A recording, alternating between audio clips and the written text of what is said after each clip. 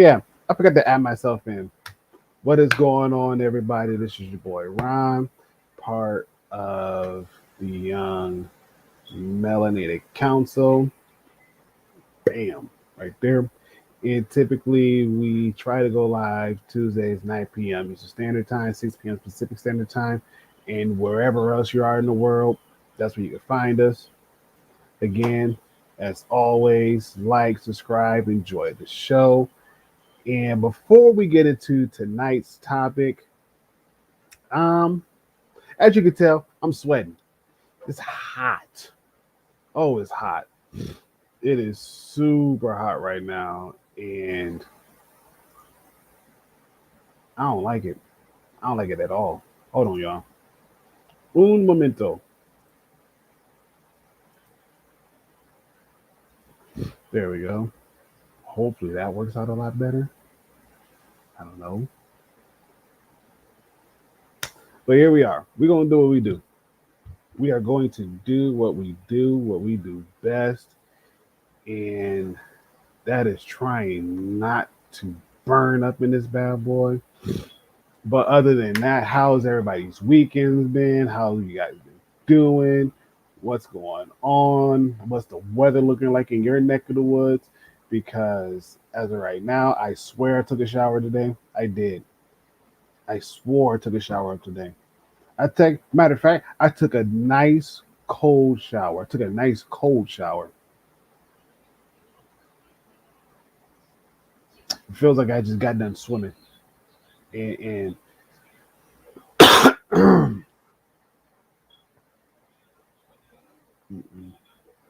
it ain't happening. It is not happening.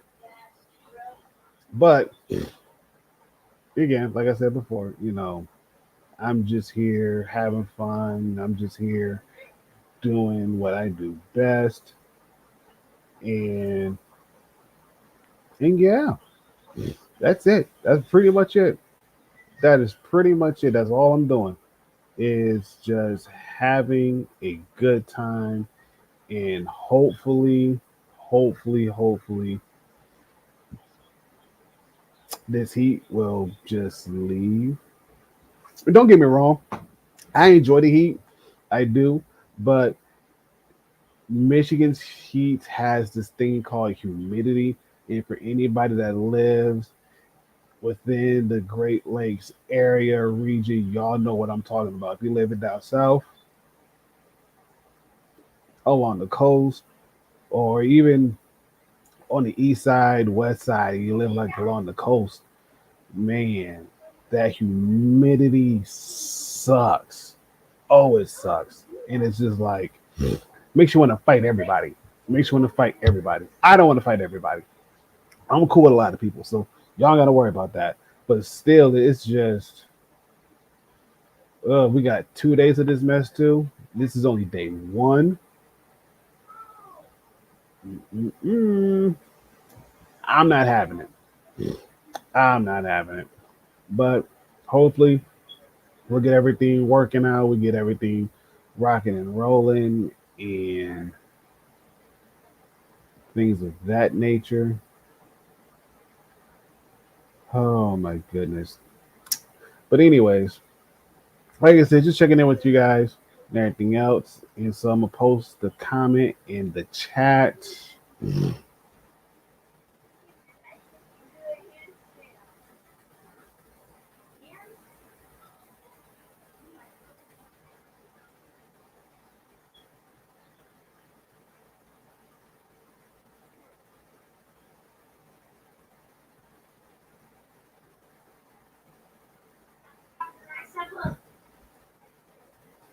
If you want to get the chat engaged,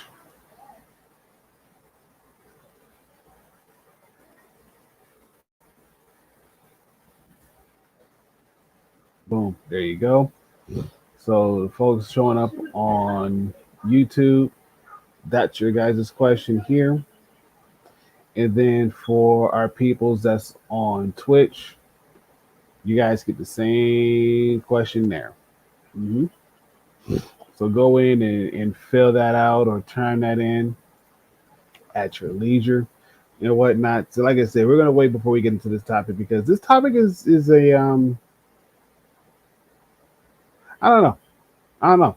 It's a very interesting topic. I'll say that much. It's a very interesting topic, and so hopefully you guys will kick back, relax, get you some water or something because this mess it's gonna get juicy. It's gonna get real juicy.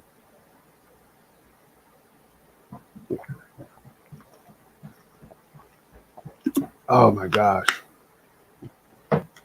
that was amazing. That was amazing. But yet I am still like sweating bullets. Oh man.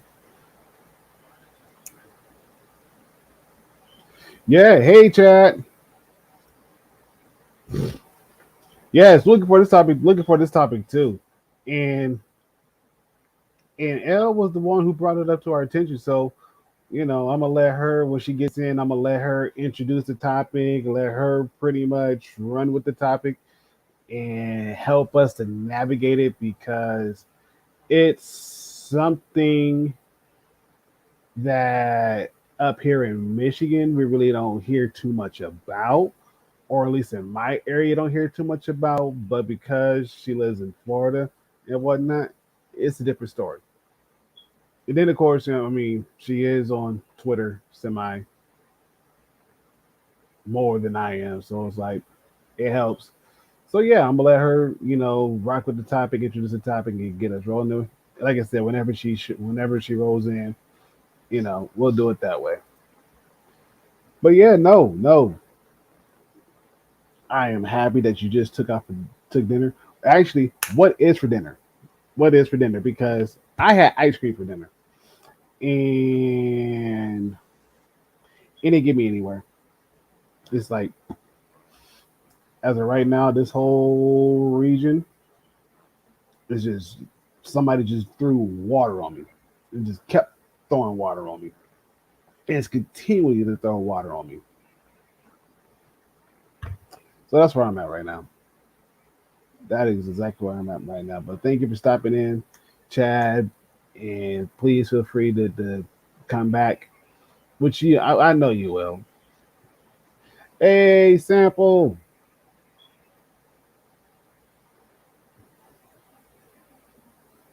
Oh no, I ain't talking about water.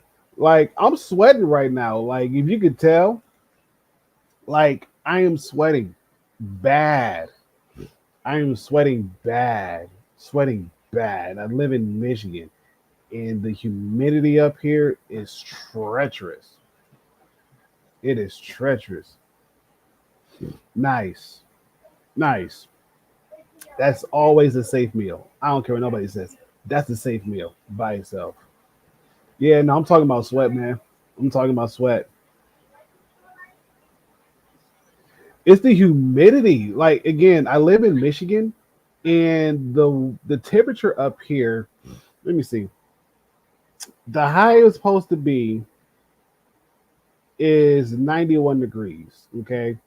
Real feel says it's 99, close to pushing 100. It's pushing 100 degrees.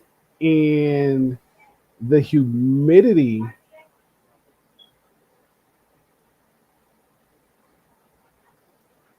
yeah,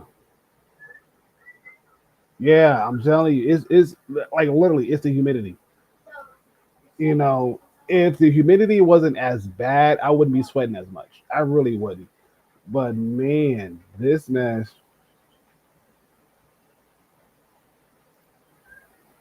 Nope, that's his weekend. That's his weekend. And I got it, and I still have my water gun that I bought 2 years ago, which still works. Oh yeah. And we're talking about getting some water balloons too as well. So we're gonna have fun. This is gonna be a water balloon fight this weekend and whatnot. But yeah, no, we're just I'm just trying to stay cool, trying to stay calm and collective and whatnot. And for the most part, surprisingly, yes. Surprisingly, yes. And I say this too because Michigan is, I know, right? I know. Ooh, before I answer this question, bam, there she goes. Lovely. Hey. Hey, Yeah, sorry I'm late, everyone. no, you're not. You ain't late. You right on time. You are right on schedule.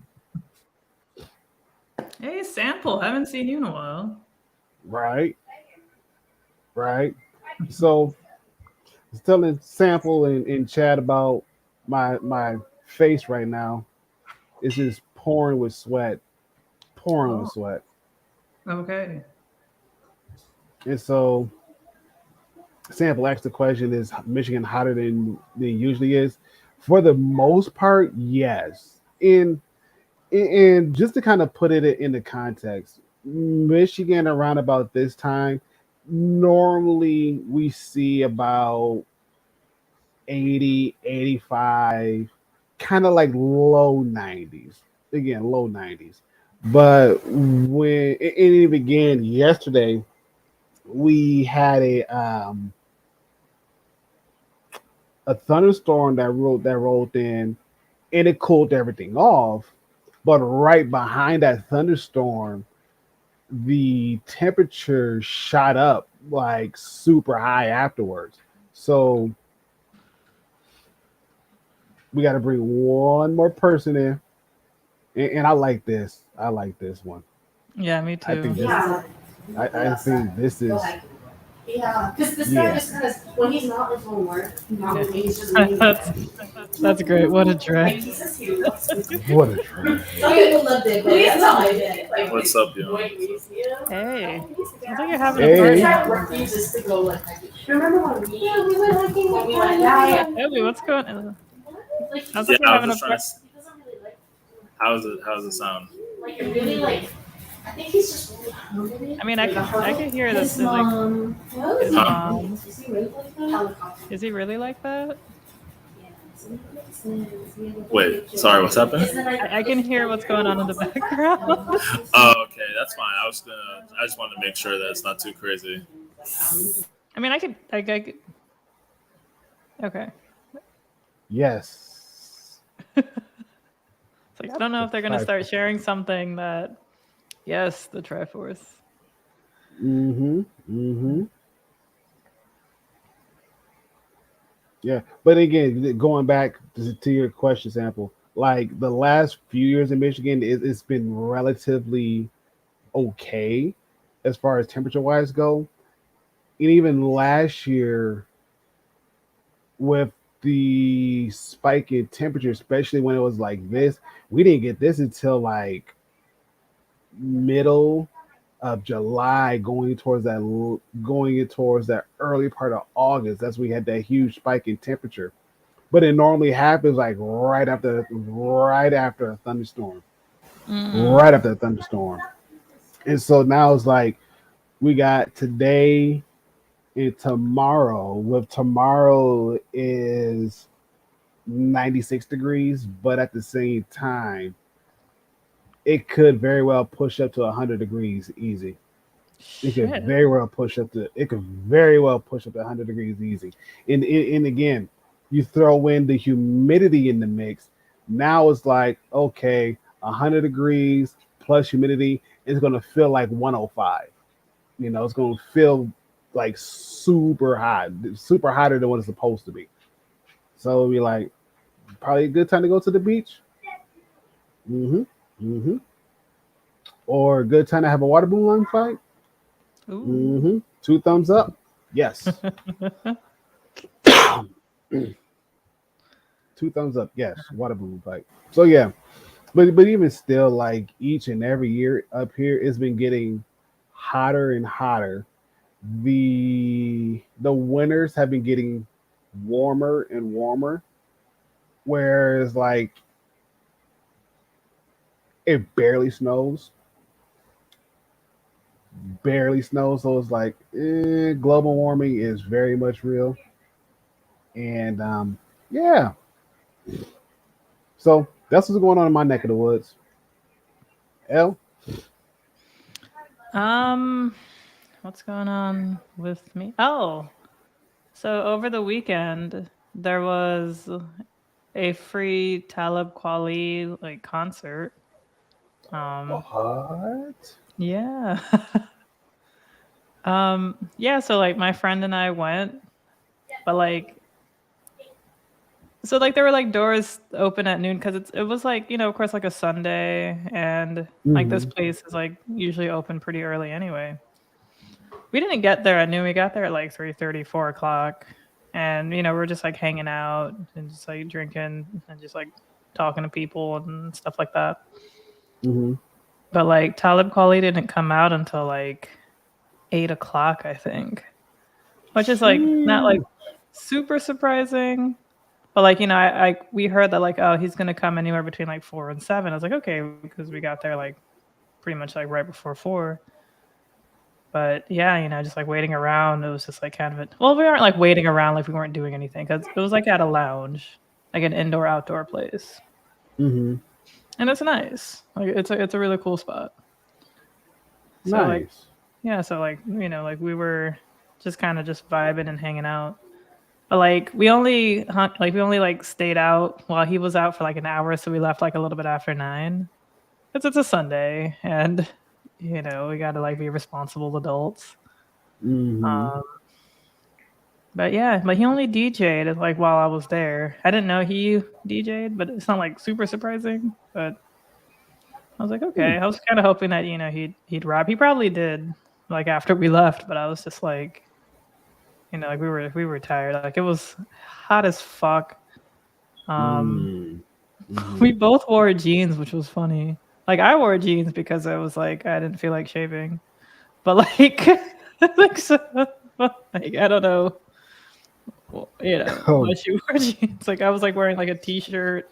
It was like a nice blouse, jeans, and like boots because it was raining. It was gonna be like outdoors and it could rain, and walking around in flip flops when it's raining is painful. But no, it didn't rain, and it was a fun time. Like it's just been a long time since I've like gone out really, So it was fun. Nice. But I do have some interesting news. So like this Belgian ale that I brewed back in March is finally done, and it should have been finished conditioning in the bottle, like carbonating rather. So I'm gonna try it the first time. Oh, nice. Yeah, so I'm excited to share this moment with you all. Let's see how this tastes. There we go. Like it's nerve-wracking because it could just taste like shit, and I just sat here wasted, I don't know, like 3 months. I mean, it smells good. Definitely smells like beer.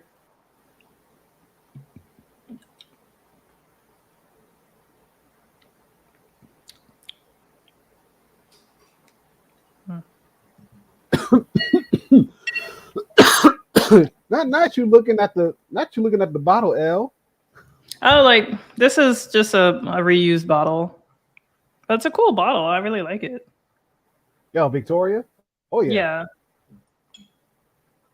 Yeah. I don't know. The color looks kind of off.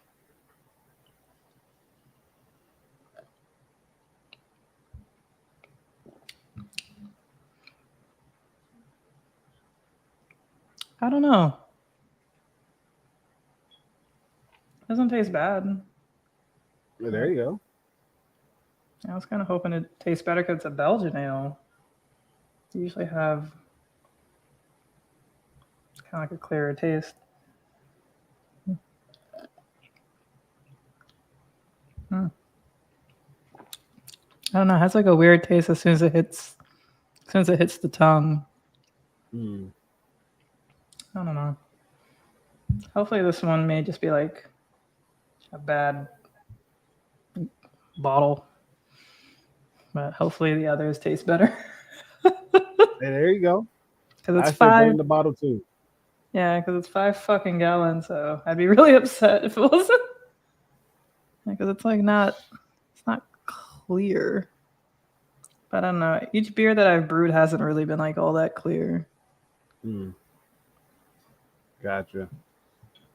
It's kind of strong though. I only drank a little bit of it, but I could feel it. Sheesh. Hmm.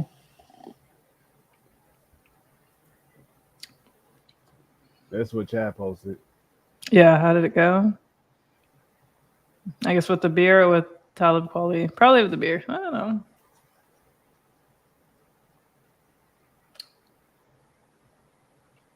I don't know. Definitely not the worst beer I've tasted. But, like, Hey, yeah, it's not. I think it probably needs like another week of carbonation. Because it like the fizz doesn't last too long either. And I've had a batch before that where like the fizz didn't last too long. So I think that's probably something.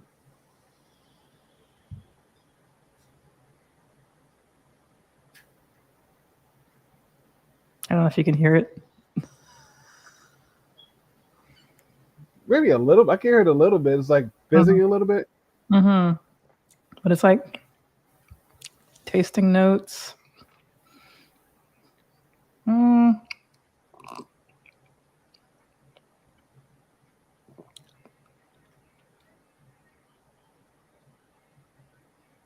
I don't know. I don't even know how to describe it. I have another Belgian ale that I've been meaning to try.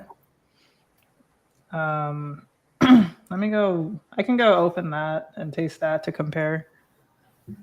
But yeah, you guys go on without me. I'll be right back. Okay. So, Sounds like y'all were talking Toby. about what y'all have been up to this weekend or whatever. Yep. You know it.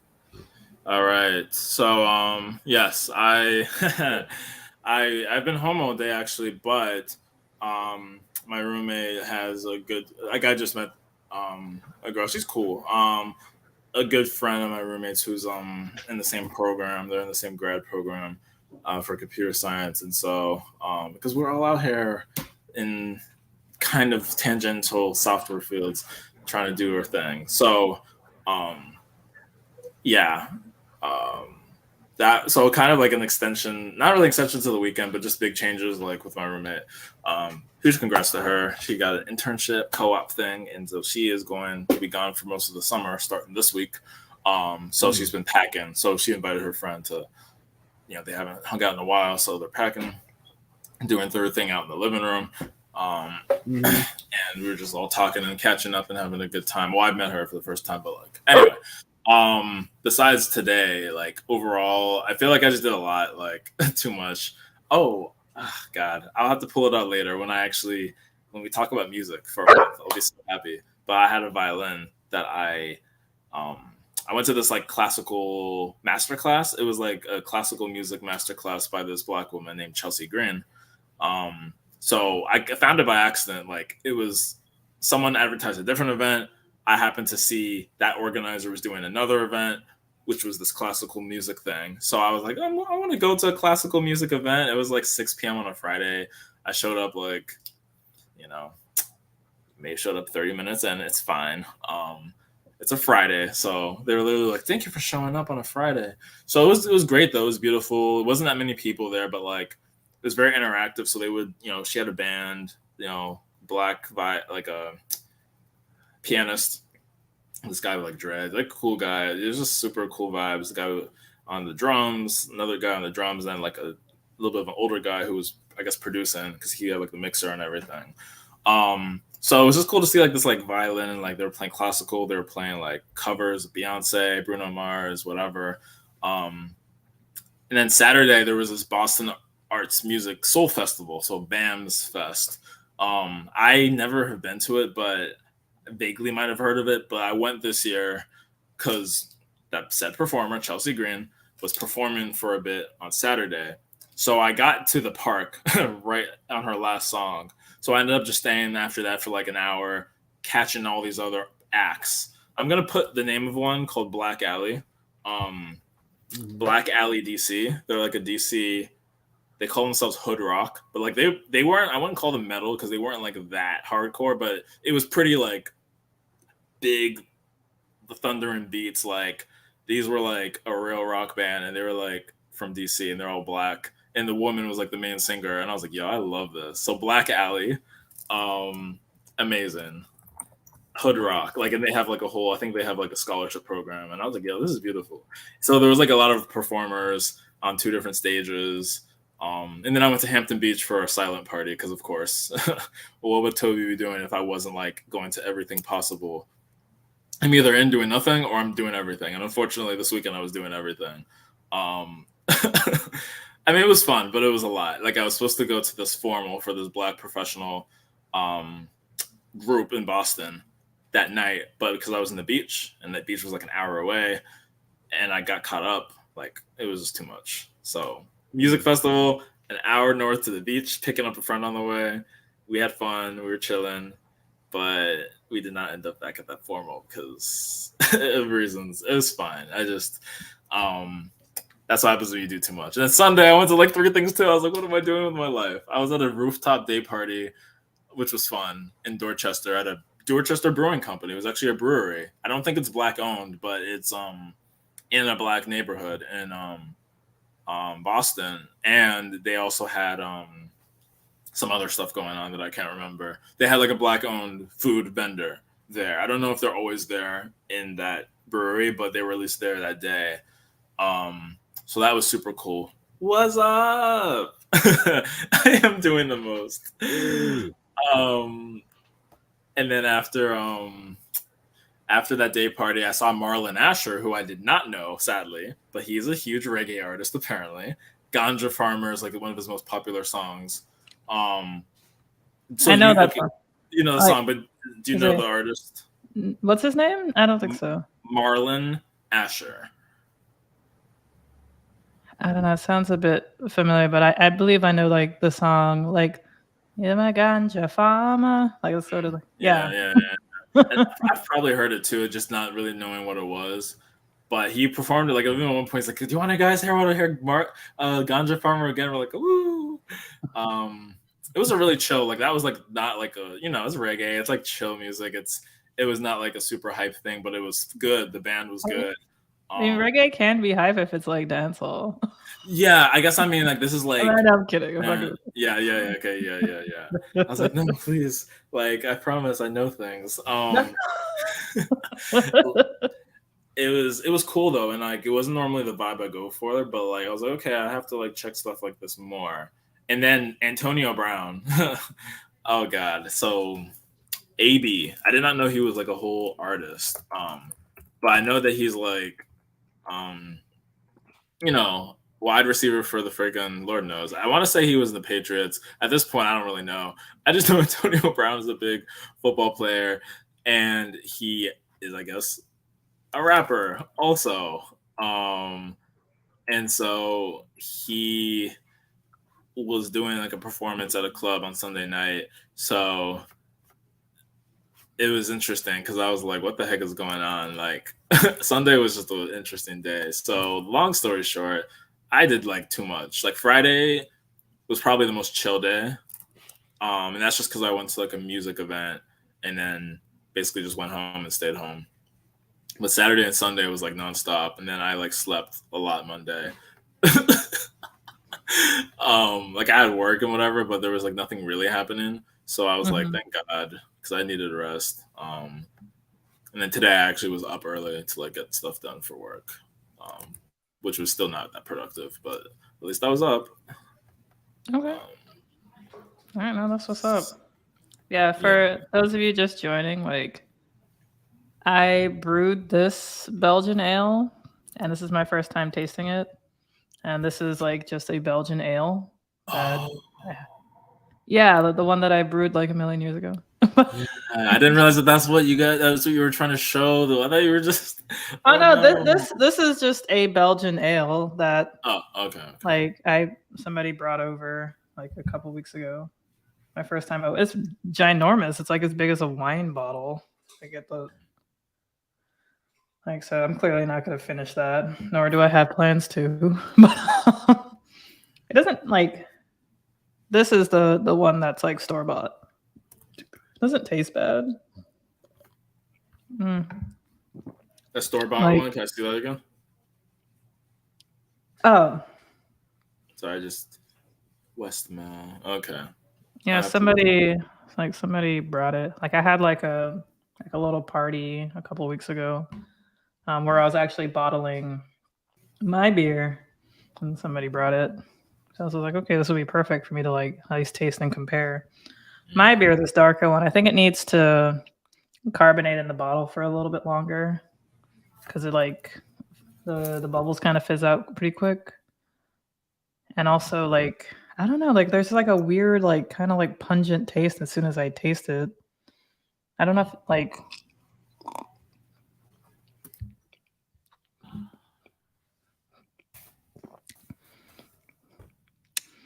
it's not like the worst thing, but I don't know if it's just like that particular bottle because I have to like reuse bottles. So I don't know if like that one just wasn't like properly cleaned or I don't know. It's like a kind of like a weird-ish taste. But I feel like it's really strong though, which isn't good. And I guess like because I feel like it definitely tastes like way more alcoholic. I see.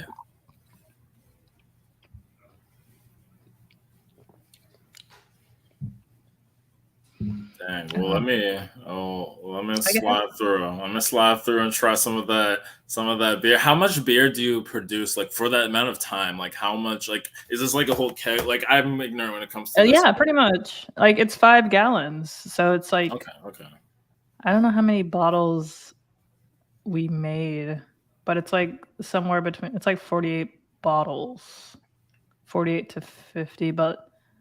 Like of like these size bottles, like normal size, like 12 ounce, Okay. 12 fluid ounces. So it's like picture like 48 of them. Yeah. 48 to 50. But I also have bottles that are like a little bit bigger. So it's I can't remember how many bottles it was. Like my friend thought I didn't have enough, but we literally just made it. I think I had like because the combination of the 12 ounces and then like the 22 ounces. So Gotcha. yeah, so it's a lot, but it definitely tastes kind of like weird. I'm wondering like what did I do? It could just be like that bottle. It could be like I did wash the bottles in the dishwasher, but I still sanitized them by hand afterwards. So like. But hey, Rocky. What's happening? Hey. What's popping? How did we Elgin? I like that. I couldn't get what. Okay, now I see it. Yeah, So I saw it was like Belgian. L Giant Ale. Like, what's happening? Yeah, No. Elgin, I get that. Yeah, and like Belgian ales are my favorite. But like, I don't know if this is just like a really strong Belgian ale. Like, it almost tastes like a Belgian, like a quad. Like it's dark like a quad too. Quad. I don't think I'm familiar with that. Right. Sorry. I'll explain. Sorry. So Belgian, like for Belgian ales, there's like a Belgian single, Belgian double, Belgian triple, and a Belgian quad. Like I don't really know why they're named that. I'm not gonna sit here and lie to you, but I do know that like a single is like less in like ABV, double is a little bit more, triples more, and then quad is like the most usually. Quads tend to be like darker too. But for whatever reason, it's sort of like because I feel like because it just tastes like it's really high in alcohol that it just kind of reminds me of a quad. Okay. Are Floridian ales I didn't know that was like, because I've had like Belgian ale or whatever, or wheat ale, whatever, but like I've never heard of these different classifications. I am ashamed. like Belgian wheat, like a Blue Moon? You mean? Maybe I was thinking of like also like I think like Hoegaarden, Allagash White. I think both of those are like Belgian. Let me have to look these up more. Yeah, because I looked that up recently. Like it's like a Belgian white wheat. So it's, Whip I feel like beer. it's like a different kind of, I don't know. Like I should know more about this. Are Floridian ales a thing? There is a beer that Funky Buddha makes called the Floridian. I don't know if it's an ale though. I can't remember if it's. I don't think it's an IPA. Better not be an IPA.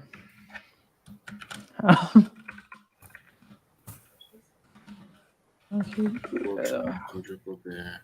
It is. It's a Hefeweizen. But are Floridian ales a thing? I don't know, Rocky. I do not know. I guess if a Floridian makes an ale, it's a Floridian ale. I feel like there's a joke in there somewhere. I had to look up Hefeweizen because I think I have heard of it, and I'm very embarrassingly spelled this name wrong. But thankfully, Google helped me out. Of course, like I don't know how to spell Hefeweizen, and I like Bing Hefeweizen. search. Said, and you drink Hefeweizens? I do like Hefeweizens, yeah. Yeah. A new wave I in the don't know. brewing world. Yeah. Yeah, I don't know if I'd want to brew a Hefeweizen though. I mean, I would try it. Like I was thinking, like, what do I want to like kind of specialize in? Because I'm tired of making like these 5-gallon batches, and I kind of just want to do like small batches, like 1 gallons. I made a 1 gallon porter once, and that was really good. It was probably like one of like my reigning achievement because like I made it all by myself, Nice. and Nice. like, and it turned out great. And like a lot of things went wrong, like the thermometer, which is super important because after like you know put everything to a boil, like what they call like the becomes like the wort where you put like the hops, the malt, the grain, and I feel like I'm missing. No, I think that's it. And of course the water because that's how you fucking boil shit. But like,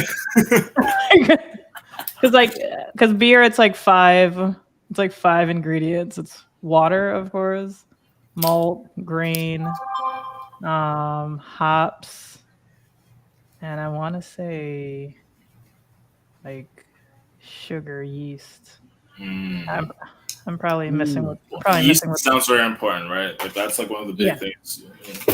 Yeah, like Chad earlier asked, like maybe not enough fermentation might be a yeast problem. Is it really sweet? It's like it wasn't really sweet. And like for example, tasting notes, I didn't want to like say it because it was just kind of embarrassing. But like it sort of tasted like, kind of like when like that weird like pungent taste, like when you eat something that's like when you drink like orange juice that kind of went bad. That's kind of like the taste it's giving me. Like as soon as it hits you. Oh no. Yeah. Like it's like you can power through it, but it's like And today's the first time that you're drinking. Right. Okay, because Right. But I think because like this is the store bought one. This is like the control the control group. Because you basically you're using that literally because it's the same type. Like that's the same type of Yeah, it's true. It's a Belgian triple as well. See this triple. It says Belgian somewhere. It should be. This is traffic sale, whatever. Anyways, I might have to start a new wave in the brewing world. I'm hoping. Ish. So this is my control group. See, this guy is hella like fizzy. So he definitely carbonated correctly, and like how the fizz is too. It's like what you're used to. The fizz that was happening with the beer that I brewed, like the bubbles like dissipated really, really quickly. So this guy's taken a long time, so he's hella carbonated. But you know, mine I don't feel like was carbonated enough. Will it like swing the taste? Probably a bit. It could. Hopefully, like once, maybe I have to wait like another week for it to carbonate, which isn't a big deal. I've had to do that before. It's It's a lot of science and waiting, but I barely do anything with the science. It kind of does the science itself. Chemistry gonna chemistry. Yes, exactly. Like the chemistry is like, yeah, the science is just gonna science. But like right now, the science isn't sciencing. So, Yeah. kind of like waiting for it to, I guess, do its thing. So usually, like I like to wait like 2 weeks to taste the beer, and like like use like one, and then like after, if it's like if it's not like totally correct, I'll like wait another week, and it might, I don't know, automatically correct itself. So that's what I'm hoping. Like because like when I drank it, because I tasted it when I was bottling it, so it was flat. It was flat beer. It wasn't carbonated. Like if you ever had like flat soda, it's like you can still like taste the soda, but it's like, so like It's not as good. right, exactly. So like when I tasted the beer when it was flat, I was just like, okay, it tastes good. It smelled good. So I don't know if possibly like just after, maybe it just needs another week. Yeah. That's what I'm hoping. I was- I have too much fucking beer. Anyways, gone. Yeah. I was gonna add too, like the color is off as well. Like the store bought one is way lighter than the one that you just brewed. Right, and that's possible. Like this, like the malt kind of creates the color, so the malt was probably just darker. I can't remember because this was like back in March. Mm-hmm. Like I did this, so like my friend and I did it. So they probably just used like a lighter malt. The malt kind of like, Shit. determines the color a lot. Mm-hmm. So that could just be it. But yeah, like of course this is like way more professional, so like you can kind of like see through it a bit, and it has like this, like the store bought one has more clarity. None of my beers have ever really had clarity. I haven't. I've just like, it's like one day when I start truly really like getting to the tea of everything, then I'll work on clarity. But right now it's just more so just like practice and just kind of doing it. No, I hear you. I Yeah. agree with you. Practice makes perfect. Yeah, so that's why I want to start going into just like 1 gallon small batches, so I could do the thing mainly just like by myself and get all the ingredients, because like having to like have a friend come over and like help me because it's 5 fucking gallons of shit. Like, it could be annoying. Yeah. So I'm like, I'm not going to do 5 gallons for like a very long time. I have 4 1-gallon carboys. I'm just going to work on those and experiment with those. And what's good about those is just like, you can make like 4 batches of like the same thing, but just like tweak things a little bit. So like one would be like your control beer, and then the other one's like, oh, I added a different kind of sugar, or I've added like different types of hops, and this one I added chocolate just to see what it's going to taste like. Ideally, I do want to create like a really great chocolate porter. That sounds like it's going to be delicious. Yeah. Nice. Yeah, no, but I don't know which beer is making me buzzed, but I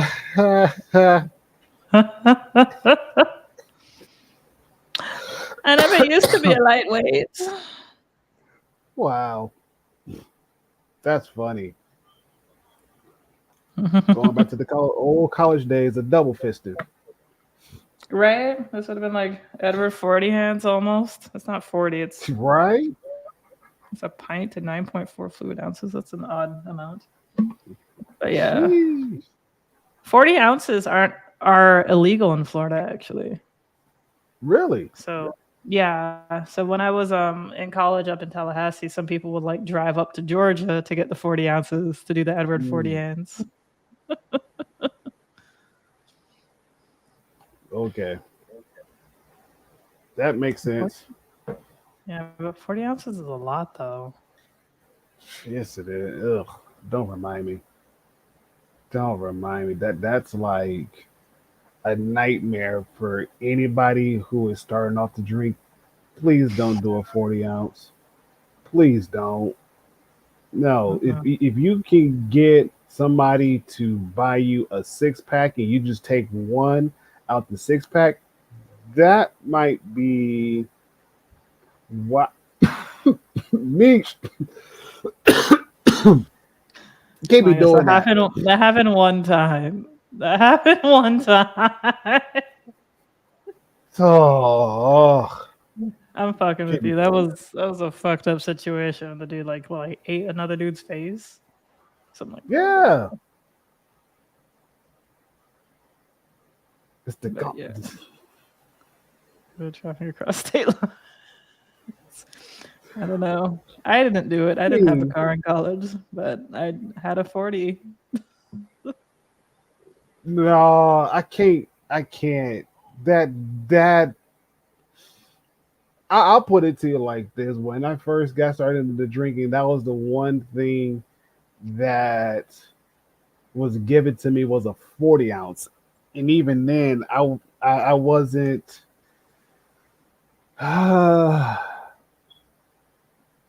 I wasn't ready to drink yet because I'm like, okay, this is weird, whatever. Probably like the biggest mistake of my life that night. Mm-mm. Nah.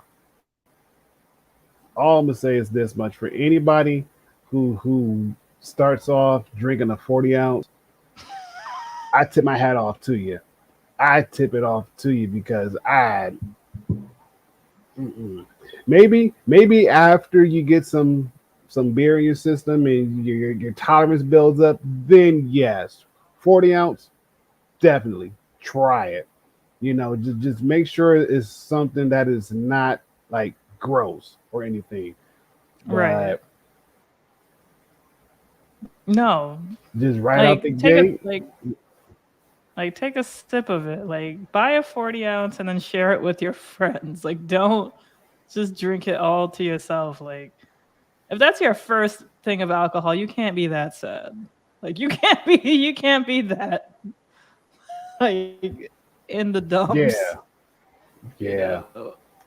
No, it's like you're probably like I'm not gonna judge you for like how sad you may be, but don't start with a 40 ounce. Golly. right, I've never I never missed 40 ounces. Like I may have tried it like once or twice. I never finished. I never I don't miss it. Like I forget that it's illegal in Florida. Like it's not necessary. right. Yeah. Mm-mm. Yes, he did. Mhm. No, he did a shadow possession. Shadow possession jutsu. Mm-hmm. Mm-hmm. He took over somebody else's stuff. There we go.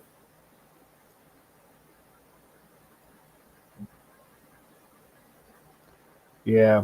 So, um, L, Mhm. Oh, yeah. do you want to get us started with tonight's topic? Certainly. So, you're probably wondering why I gathered you all here tonight. But no, seriously. Ah, Tuesday, I love it. this is where we always are. No, but like speaking of my state and making things illegal, my state decided to be really like just against trans people. And like I mean, yeah, it was like very against trans people, but also just like just the whole LGBTQ IA plus community in general, where and if you've been on Twitter or just like on social media or what have you, suddenly the biggest issue on the planet is kids at drag show brunches. That's just a really huge thing. And yeah, not even and I guess drag shows as well. Like, but I do know that kids, like, sometimes parents bring like their kids to brunches, and like some brunches have like drag shows at it there, and like like the people in drag would probably like who are hosting would probably do like bingo or like like just normal kind of games and shit. And suddenly this is a massive problem, and we need to talk about this right now. And because our kids, and we care about our kids so much, and and yeah, like I was actually like before coming on this room, I was actually sitting down and thinking to myself, like how many like drag shows do I even know about? Not even necessarily brunches, like regular drag shows in my area. In Broward County, there's like a gay district called Wilton Manors. Amazing, like awesome place if you ever get the opportunity to go there, because it's like I honestly wish every city in Broward County was like this, because a lot of things are just like in walking distance, and it's like small businesses, a lot of them, and like and it's just like a really cool, very clean just area, and just pretty too. Like why the rest of the county decided to not copy that is beyond me. Anyway, so Wilton Manors is like a predominantly like gay area, and that that's in Broward County. But I was thinking like how many drag shows, not even necessarily brunches, but just drag shows that I know about, and I can only think of two. There's one in Wilton Manors at a brewery called Holy Mackerel, which sells like probably one of my favorite Belgian ales, funny enough, called Panic Attack. That's another story. And then there's like another drag show place. Well, like they have a drag show brunch at this other place that I'm thinking about. I believe it's a brunch. I don't know. And I couldn't remember if it was South Beach, which is in Miami-Dade County, or if it was on Fort Lauderdale Beach. I think it was Fort Lauderdale Beach, but I could be mistaken. Those are the only two that I could think of. And when you're thinking about it, like if I'm in a county and it's the most liberal county in the state, it's the bluest county in the state, and I can only think of two places that does like drag shows. I'm sure there's more. I'm sure there's a lot more in Wilton Manors. I don't know of them, but like I can only think of two. It just kind of like just goes to show it's not really like that big of a deal. Like I was also hearing about there's like I don't know where this is in the country, but there's like a drag show, like book reading, not a drag, but like somebody in drag reads books to like children, like I guess like children's books. And it's like I don't know, to me it's like okay, that's cool, but for whatever reason, as Mish said, like it's the most important issue facing our country today. They say sarcastically, of course, where like a person, like someone in drag, like a man dressed as a woman, is reading a children's book, and to children, and like people are like parents are like freaking out about this.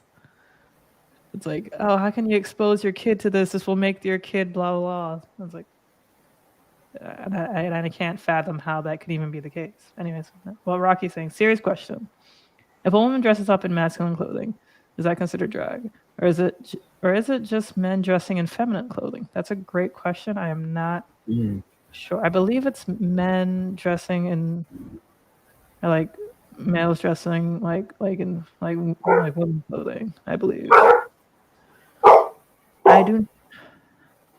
Unfortunately, I've never watched RuPaul's Drag Race.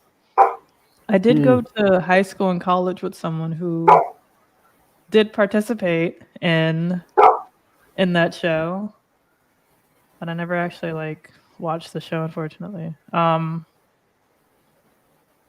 I believe it's only like what do they call it? Assigned male at birth, AMAB, dressing as women, if I'm not mistaken. 'Cause I never seen it the other way around. I don't know. I don't know. I've never seen like feminine, like women dressing as like masculine. It's a good question. I don't know. But I have noticed like the common trend though when it comes to like, especially a particular political party that suddenly um decide to make this as the biggest deal having it. There are actually drag king shows where women dress as okay. Mm. Okay, that's Thank you, interesting. Mace, with the knowledge, because I would never have known that. Yeah, no, thank you. I feel like I have heard of drag king before. But okay, cool. That's cool. I want to see at least one of them. But yeah, so like where was I going with this? I don't know, I can't remember. But like when I think about like growing up, like watching Pokemon for example, like the original like 151 and like always seeing like Jesse and James whenever they go under in disguise. Like James would always dress as a woman. Like he didn't have to. Like Jesse was already a woman. But like Mm-hmm. but James always dressed as the woman and Jesse always dressed as like a man when they were going undercover and some like it was just I don't know, like to me, like it was I felt like it was supposed to be comical. But for whatever reason, like I don't know, that never like confused me or like or I don't know. But like it never I don't think Jesse dressing as a man made me like not want to dress, feminine per se. Like I don't know, like I do think suits look cool and like tuxedos, but I don't really see like I mean I still like like I do wear dresses and all that, but but it's like oh okay I could wear a suit too and like still look hot. Like there are women who wear like suits and look hot to me, but I don't know like in general, women wearing masculine clothes probably wouldn't be considered drag. Like, drag is a very exaggerated style that makes fun of gender. That's true, yeah. I think that's what it is, like, overall. It's just making fun of gender. The names of trans icons. Yeah, Oh that's my like that. goodness. No, but like that's what I think about though. That's what I think of. And I don't see how like I don't know. It's like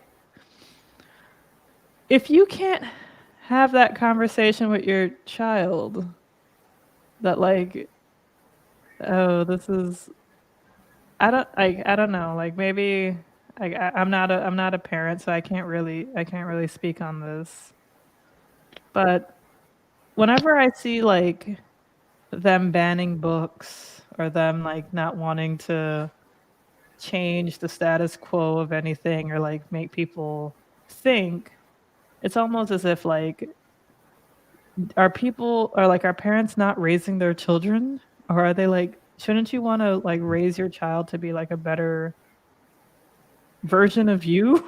Like, it's like, hey, I grew up, I'm 30, 40, 50 years old. I know a lot of things now.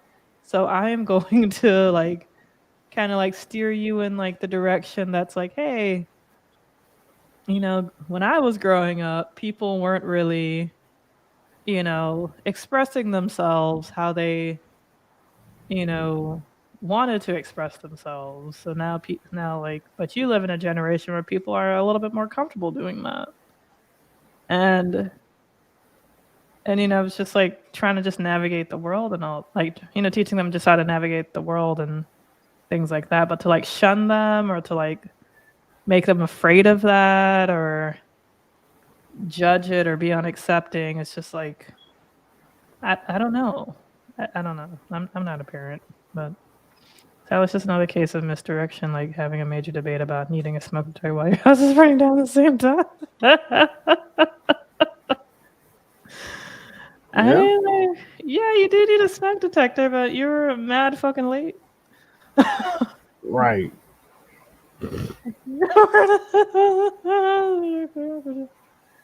I agree with that, Chad. Like, I've been thinking a lot about projection a lot lately because I do find it to be very, very interesting. Like, I'm sure I project, certain things like here and there, but like you're not really like conscious of it. But I've been like trying to like really like pay attention to like the things that I may be projecting or what other people might be projecting. And like, if somebody's saying you have to raise your own kids, I don't got time for that. Like, pretty much, that's what it seems like, and it's sad. Like, it seems as though like if a man sees a man dressed as a woman, and like, they got on like an outfit that accentuates their body, like, hey, if you got it, flaunt it, what can I say? Like, and like the man is just like, oh wow, like, oh wow, she looks good. It's like, oh, what, she is a he? That's gross. Like, I'm not gay, that's gay. I'm not gay, that's gay. We can't have our kids looking at this person like this. Like, if I'm looking at this person like this, then they must be too. And it's like, no, not necessarily. They get hella mad about it. It's like, no, it's like you might have thought that person, looked good or had a nice ass, but not everybody's thinking like you. I don't know what to say. And like, also, just because that guy happened to have a nice ass does not make you gay. So you need to chill out, dude.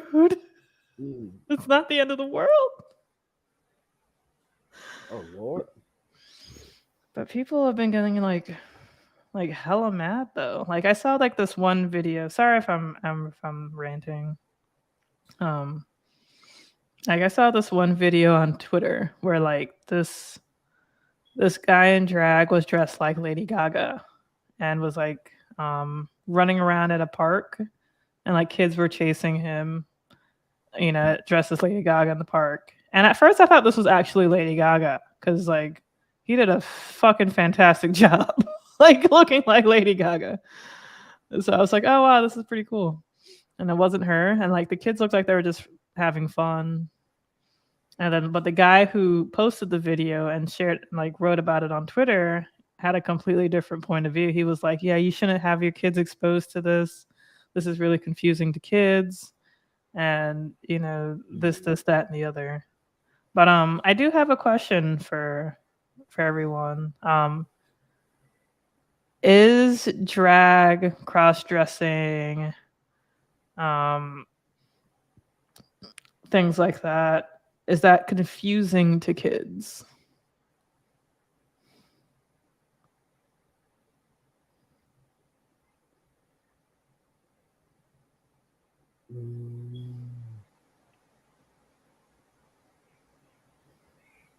And how is it confusing? Not saying like it's not confusing, but like in what ways is it confusing rather? Right.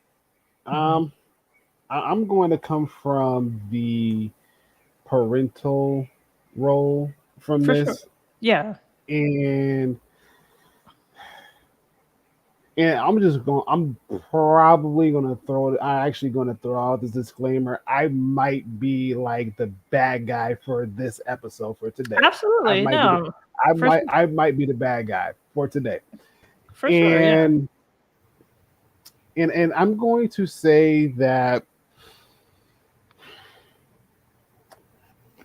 kids nowadays, they're more impressionable than what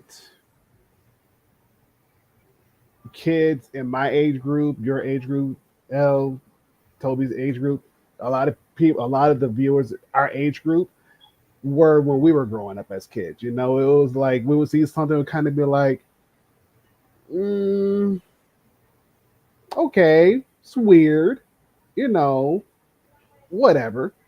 Didn't really think much about it.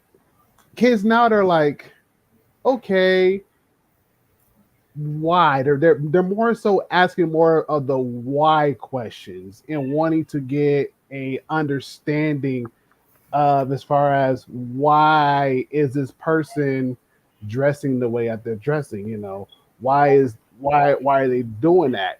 And even then, knowing what they're seeing is bringing it back home and asking the parents, like, you know, hey, dad, you know, I saw a guy wearing a dress and makeup and almost look like a woman. Like, is that normal? You know, is that Mm-hmm. right? And Mm-hmm. having the father to explain that in a way where it's like, okay, and again, with the father going back on his own childhood and thinking like, you know, really didn't see that much. So it's kind of like, I don't really know how to answer that because it's just an area where I'm not an expert at answering. And Right. even then, I'll even go as far as this much as say, I remember working at a bank, and again, you guys probably heard me say the story before. And Mm-hmm. the guy called in saying, you know, hey, want to use the bathroom? You know, can I come in? And we're thinking, like, why you got to call to use? Why do you have to call to come and use the bathroom? And the person in question was in the process of transitioning. So God. it was more so of, okay, so you're calling because you're in the middle of transitioning, and rather than using one restroom, you want to go ahead and use the women's restroom. So I'm like, okay, get it. And even then, as the person came in and whatnot, when you looked at the person, you would think like, okay, I would go with that one. Yeah, yeah. I would say I would tend to agree with Rocky on that one. Yeah, and again, you're basically rolling in with my point too as well, because as person instead comes in, if you didn't look carefully, you would have thought it was a woman. You would have thought it was a woman, clear as day, walking in heels, strutting stuff, and Mm. everything else. You would have thought it was a full fledged woman. And and then again, but when you stopped and just kind of looked, it's like, okay, this is interesting now. It's like, no, that's actually a dude, like a full fledged dude, but it's still in the process of transition to become a woman. And so now it's like, okay, now that's very different. And mind you, there were kids in the store looking and kind of like, you know, asking their parents, like, hey, who is that? You know, what's Mm-hmm. going Mm-hmm. on? And even the parents had a hard time explaining because it was like, okay, this is something that you don't see on a day-to-day basis. You don't see that. You don't see a man walking into a store with a dress on a daily basis. You don't see that. And so it's kind of like, okay, how in the world do I explain this without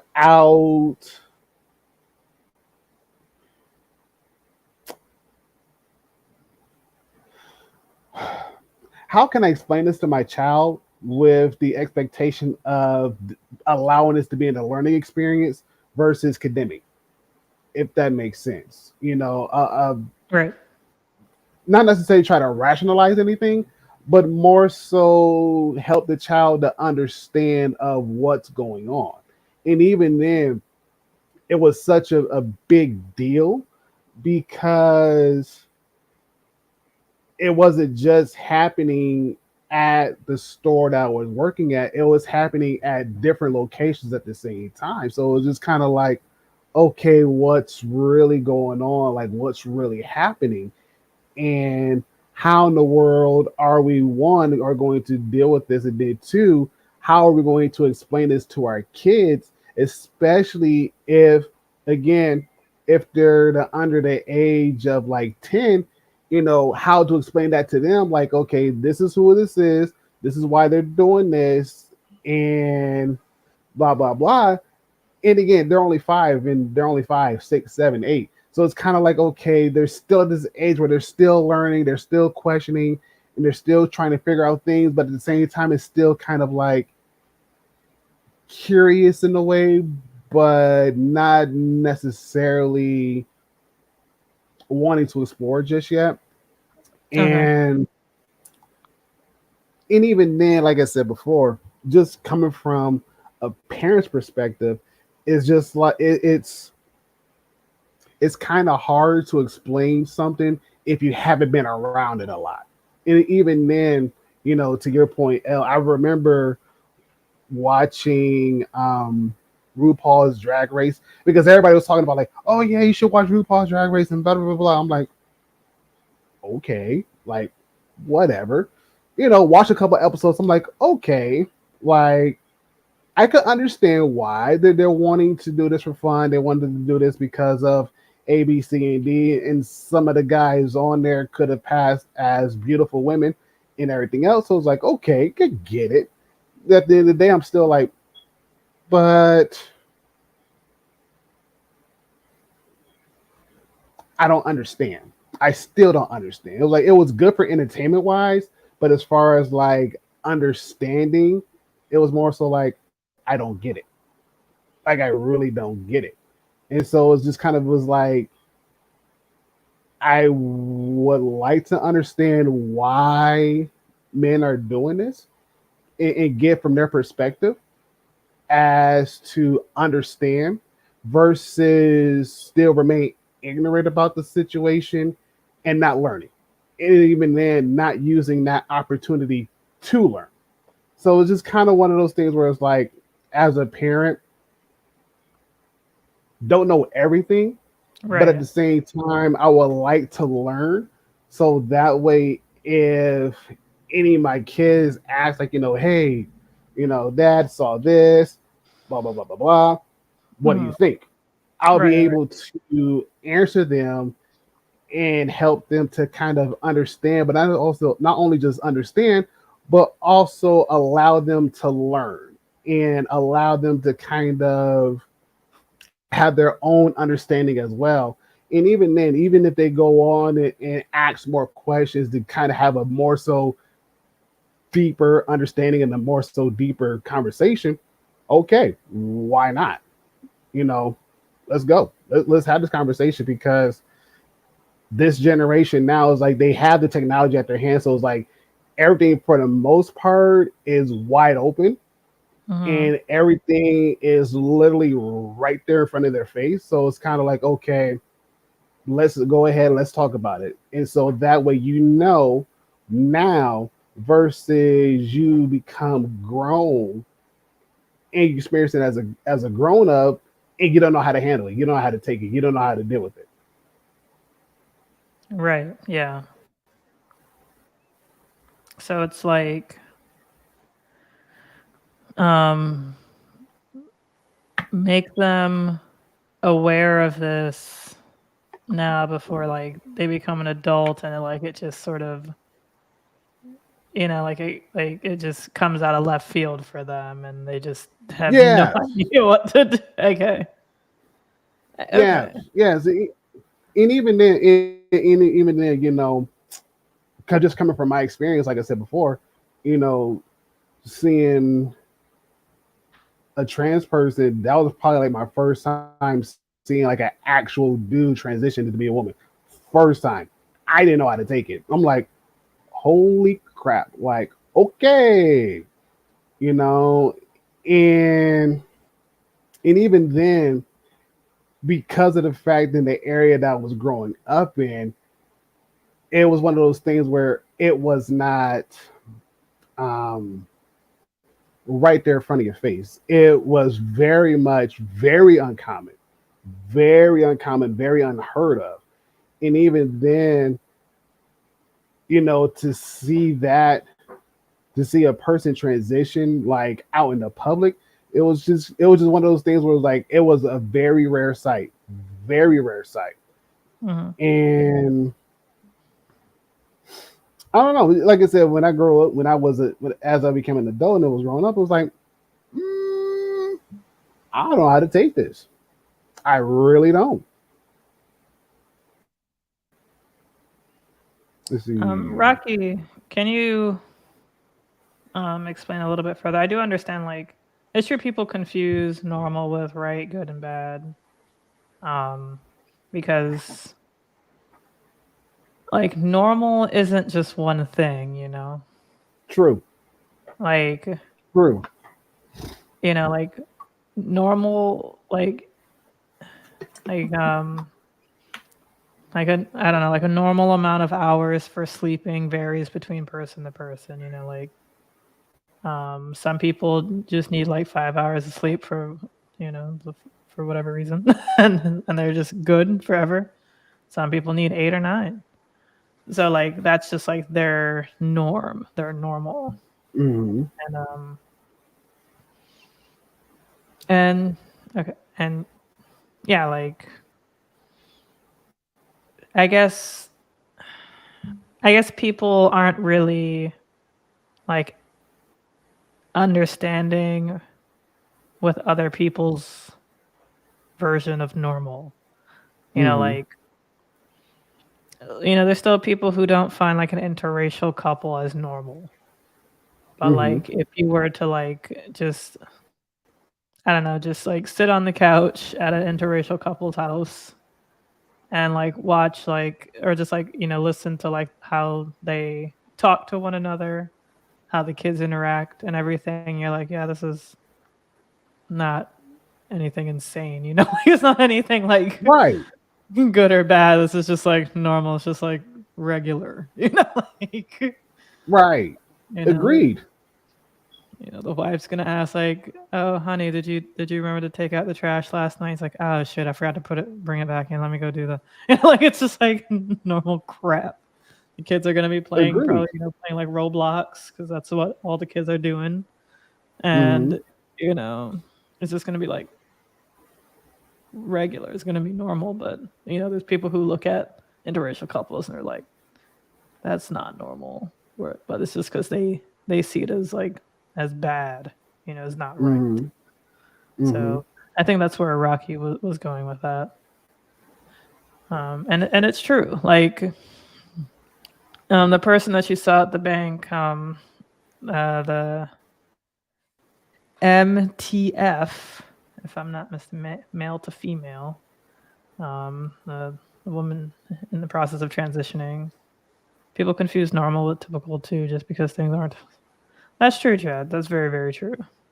Like the transgender woman that you saw at the bank, like, I guess she was, I guess, getting to her new normal. And another thing, like normality can change.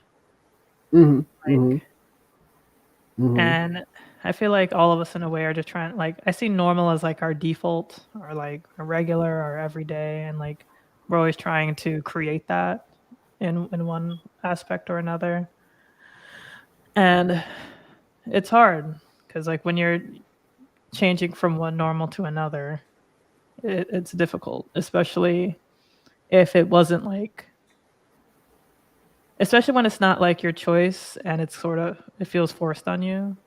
And I feel as though like a lot of people, probably feel that way where like, there's like a gay agenda, like a gay Hollywood agenda or a like like like they're just putting black people at the heads of everything because like I don't know, affirmative action or something or whatever excuse or reasoning they want to put in their heads because they just cannot fathom or accept this new normal, for example. Say that's not, which is typically objective when they actually mean that's not right, which is subjective. Yeah, no, true. That's very accurate, Rocky, for sure. Like they would say that's not normal when it's just like that's not right, which is subjective for sure. Normal being objective, though.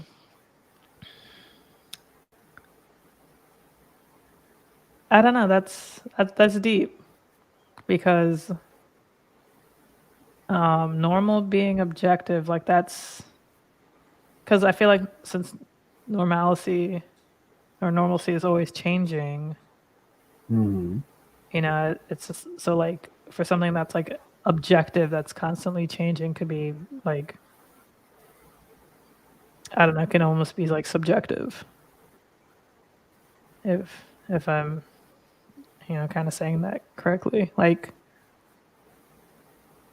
I guess it's sort of safe to say that there really isn't a normal like and well then again that kind of makes normalcy subjective then. Yeah, so I guess it's just whatever you find to be normal. Like like I definitely felt like the Trump presidency was not normal, for example. I don't feel as though what my state is doing is normal because like we're slipping into fascism. I'll call it that. Like people are gonna be denying that, but that's because their normal hasn't changed yet. And it may never change depending. And if their normal doesn't change, then they're not gonna find anything wrong with it.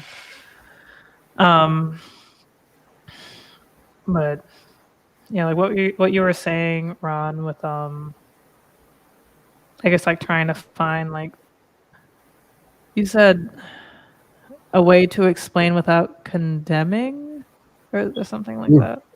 Yeah. And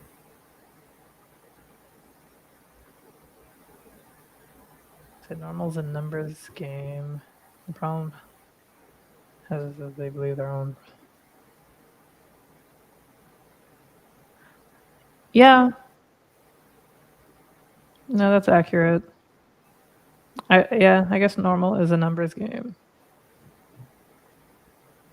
Because if I don't know, like let's say like a majority of people went to college, then going to college will be kind of normal.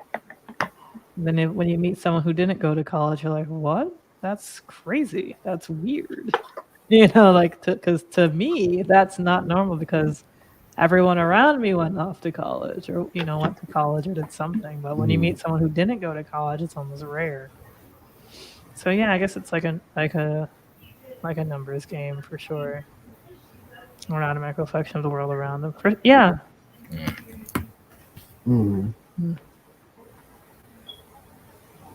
Culturally relative.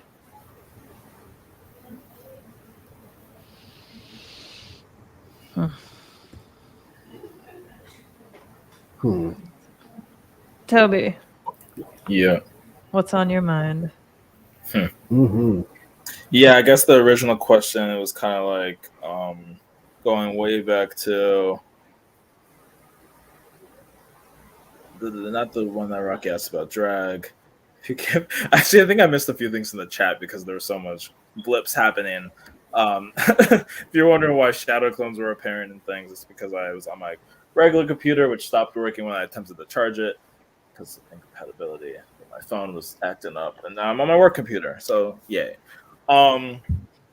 But I think when it comes to is it normal or is kind of the question that you started to answer, Ron, about like hold on. I just need to like make sure I get the question exactly correct because I had some thoughts on it, but now I'm like already forgot what the original question is, and so I need Yeah, to I'm make trying to remember it too, and I like. Do you remember Confused. what the question kind of It was was something around? about something confusing. Um, Like it wasn't typed. It wasn't the question that we put in directly into the chat, but I think Right. we must have asked: is it confused, or is there a risk of kids being confused by drag shows?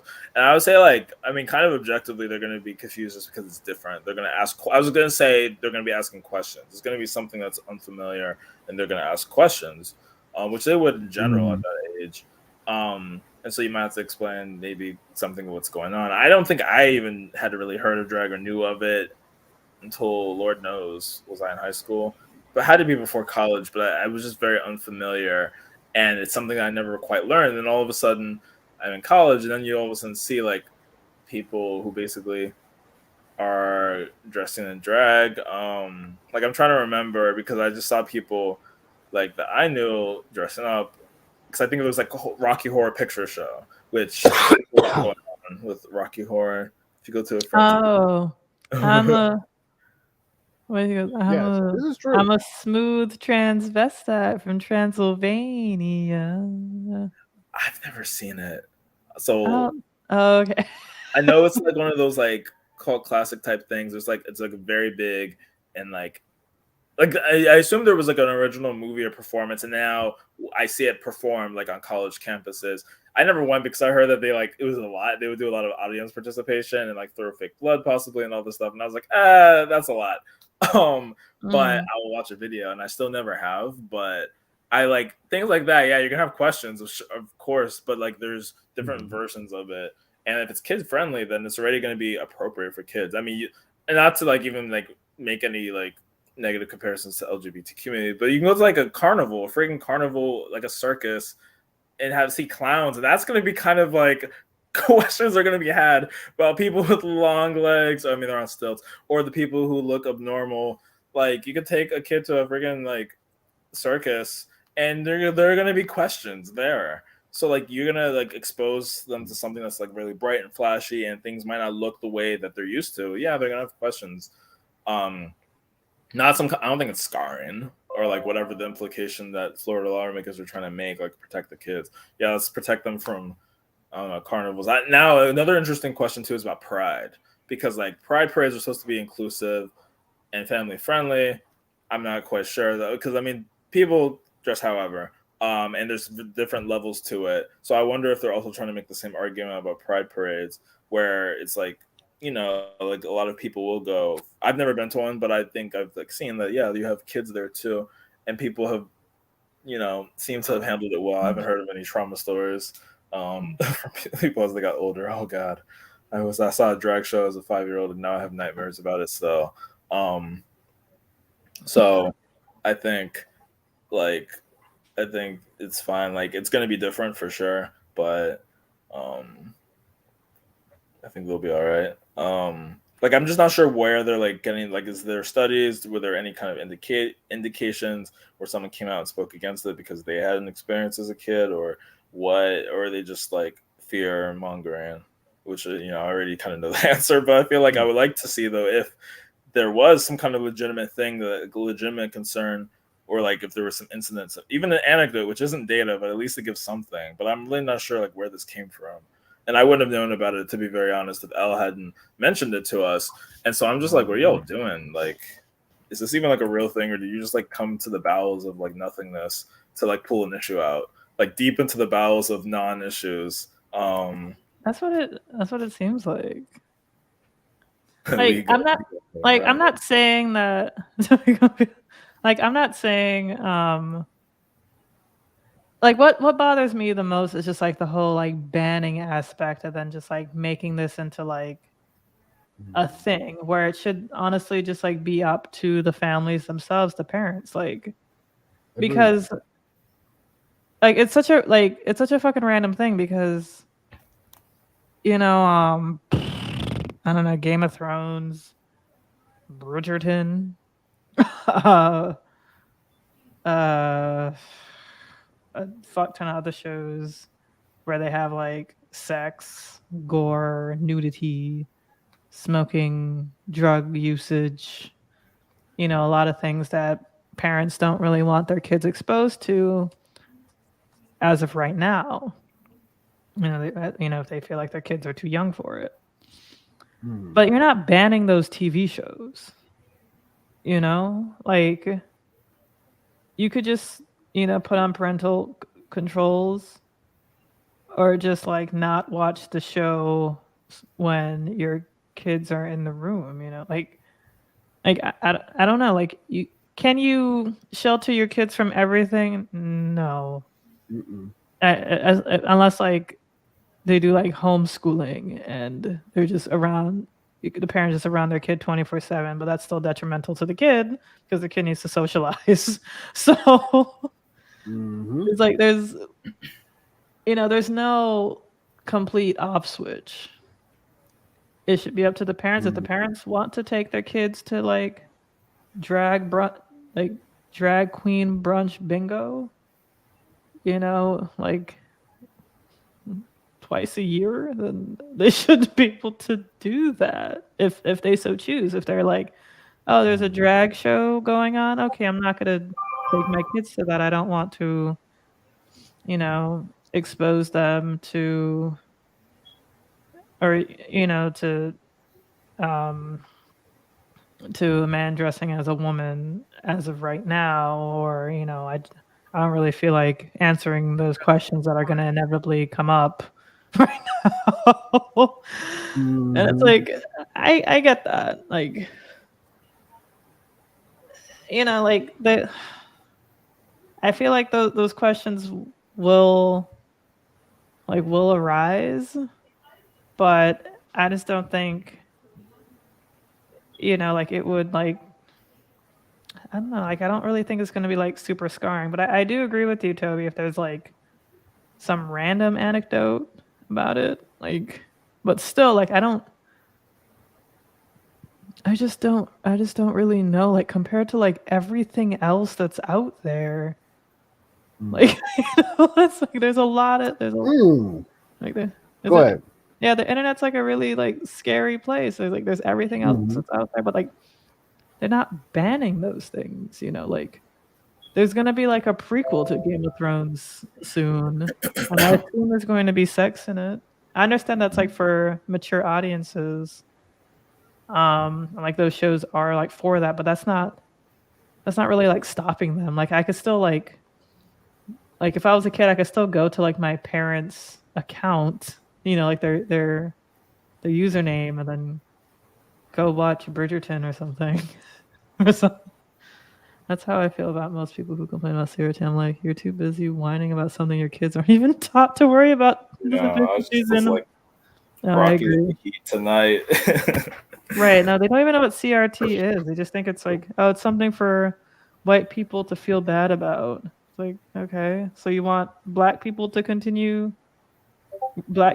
feeling bad and being like, oh, were we just slaves? Like that's literally a question my nephew asked his mom, my sister. Like he was like, were black people just slaves? So he it's okay for him to feel uncomfortable as long as white people are fine. White kids are fine. Okay, cool. And then they're athletes, now drag queens, because there was always need a scapegoat to distract from issues. I agree. That is a fact of all facts. And right now it's the LGBTQ community, which is like fucking annoying because they're getting a lot of shots taken at them. Like it just always seems to be some kind of cycle, some kind of news cycle. Like Misha said, you have the athletes, which now that seems to be gone right now. No one cares. Granted, the season I guess happened with a lot of the competition, so that's why they're hyped up around then. But still, it's just like y'all need hobbies. Like what's going? Y'all need to get hobbies and day jobs because what is happening right now? All right, no, I agree. But Ron, what were you gonna say? Well, There was a thought that came to my mind, and I'm gonna throw this out there to any parent that's watching right now. Like how, or even if you're not a parent, if you're like if you have like nieces and nephews or whatever the case may be, like just throwing this question out there. How would you feel about kids learning sex education as early as second grade? Okay, in second grade, you're what, 7? Mm-hmm. Like 7, 8 years old. 7, 8. Sex education. Mm-hmm.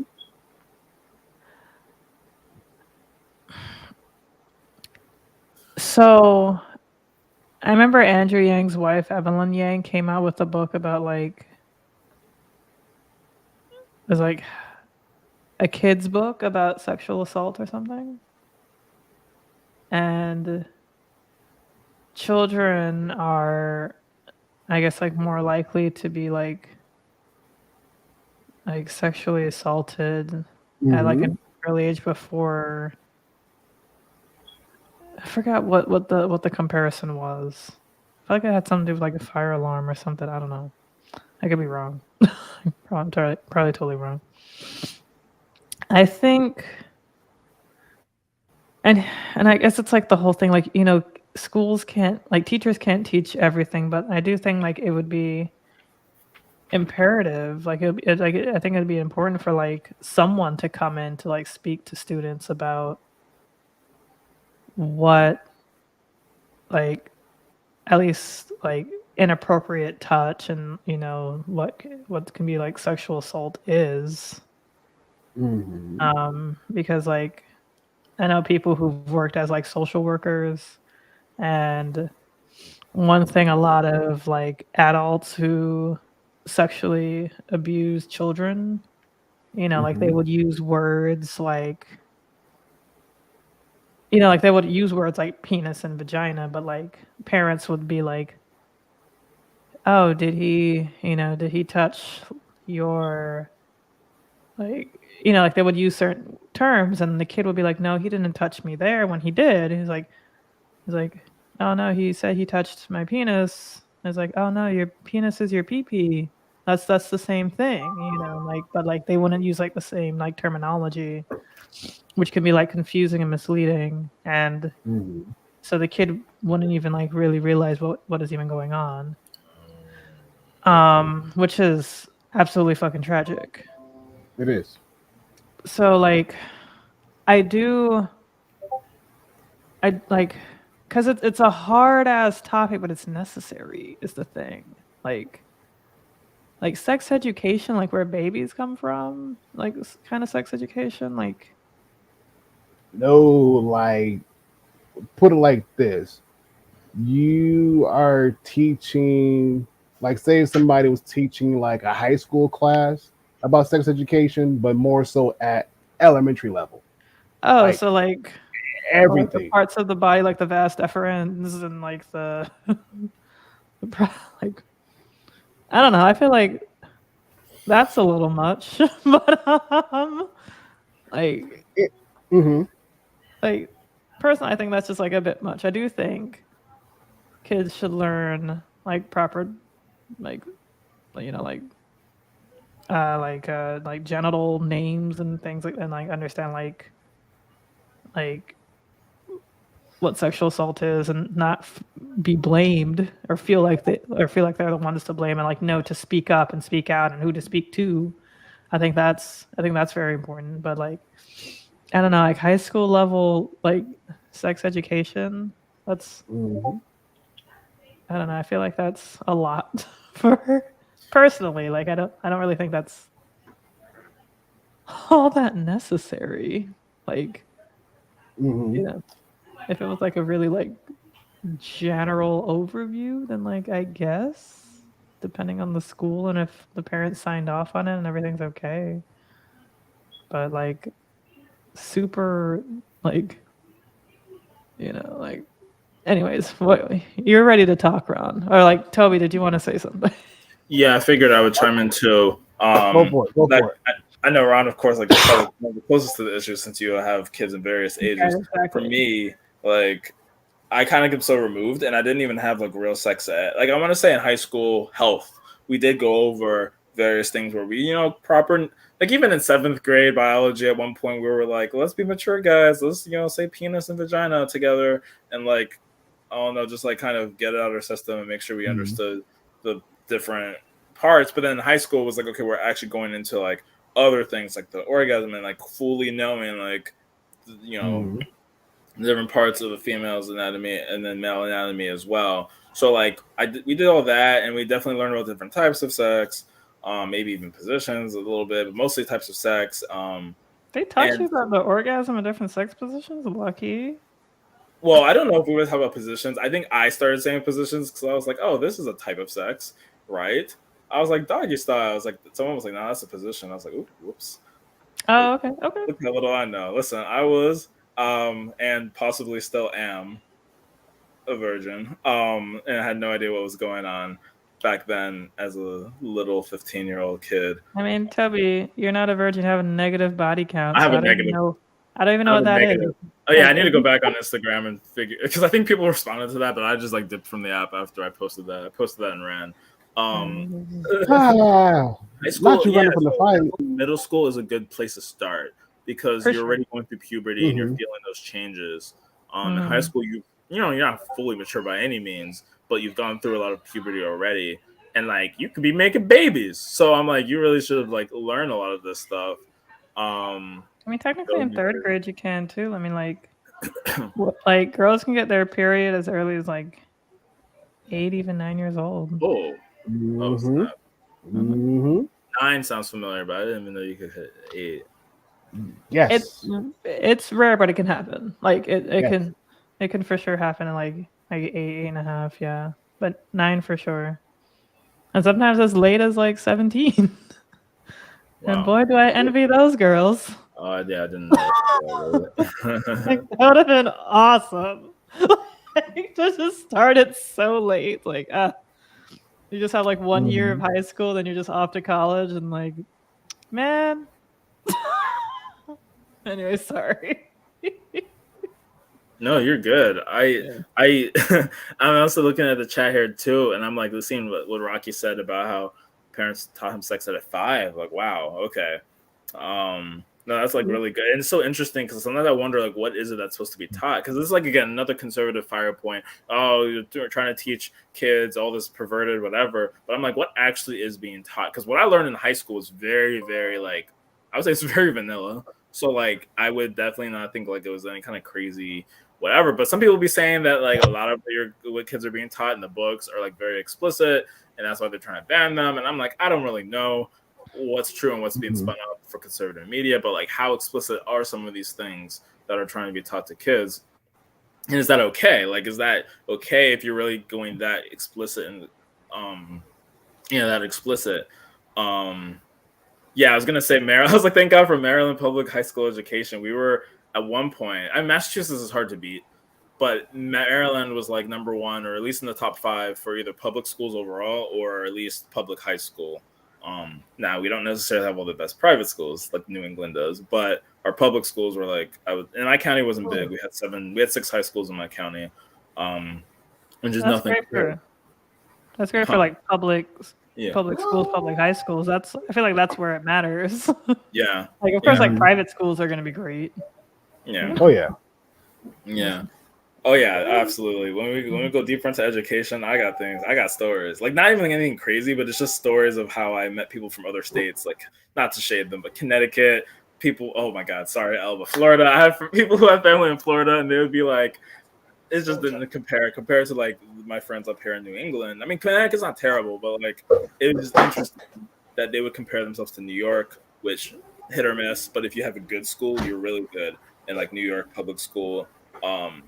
And I was like in Maryland, I thought this was normal that we had like access to calculus and stuff in high school. I was like, yeah, we kind of like have to be certified across the state, I feel like, to teach like at least one type of calc or pre-calc. Anyways, let me not go too deep into that tangent. I'm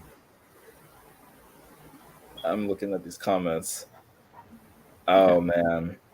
But yeah, like learning sex ed back in high school. Did I learn it in middle school? I think I learned it. I learned a little bit in fifth grade. I remember, and like Mhm. I had like I feel like it was like different parts of like the no. It was yeah, in fifth grade, like the girls had to be in one classroom and the boys had to be in another classroom to learn about certain Mhm. things like that. Yeah, I was like in Mhm. fifth grade. I think in sixth grade, like we were, or like sometime in middle school, we were able to like share a classroom with yeah, with everyone. And then high school, like that's when they started like teaching us about STDs, and it was just pretty much like trying to scare the living shit out of us because they showed like the worst cases of like gonorrhea and chlamydia and syphilis. Oh my Like, god. like yeah, that's and like just like pretty much scaring us, like pretty much to like be abstinent and also like use protection and stuff like that. But man, Mhm. it was just Mhm. like it was like kind of like that's scarring. I feel like that was more scarring than like me witnessing lesbians have sex in the bathrooms in high school. Like that had more on like the STD classes, like the sex ed classes in high school had more of an effect on me personally than seeing lesbians have sex in the bathroom in high school. At the same time in my but yeah, like but that's just me personally. Mhm. Yeah. Mhm. That reminded me of something. And it reminded me of I forgot in eighth grade.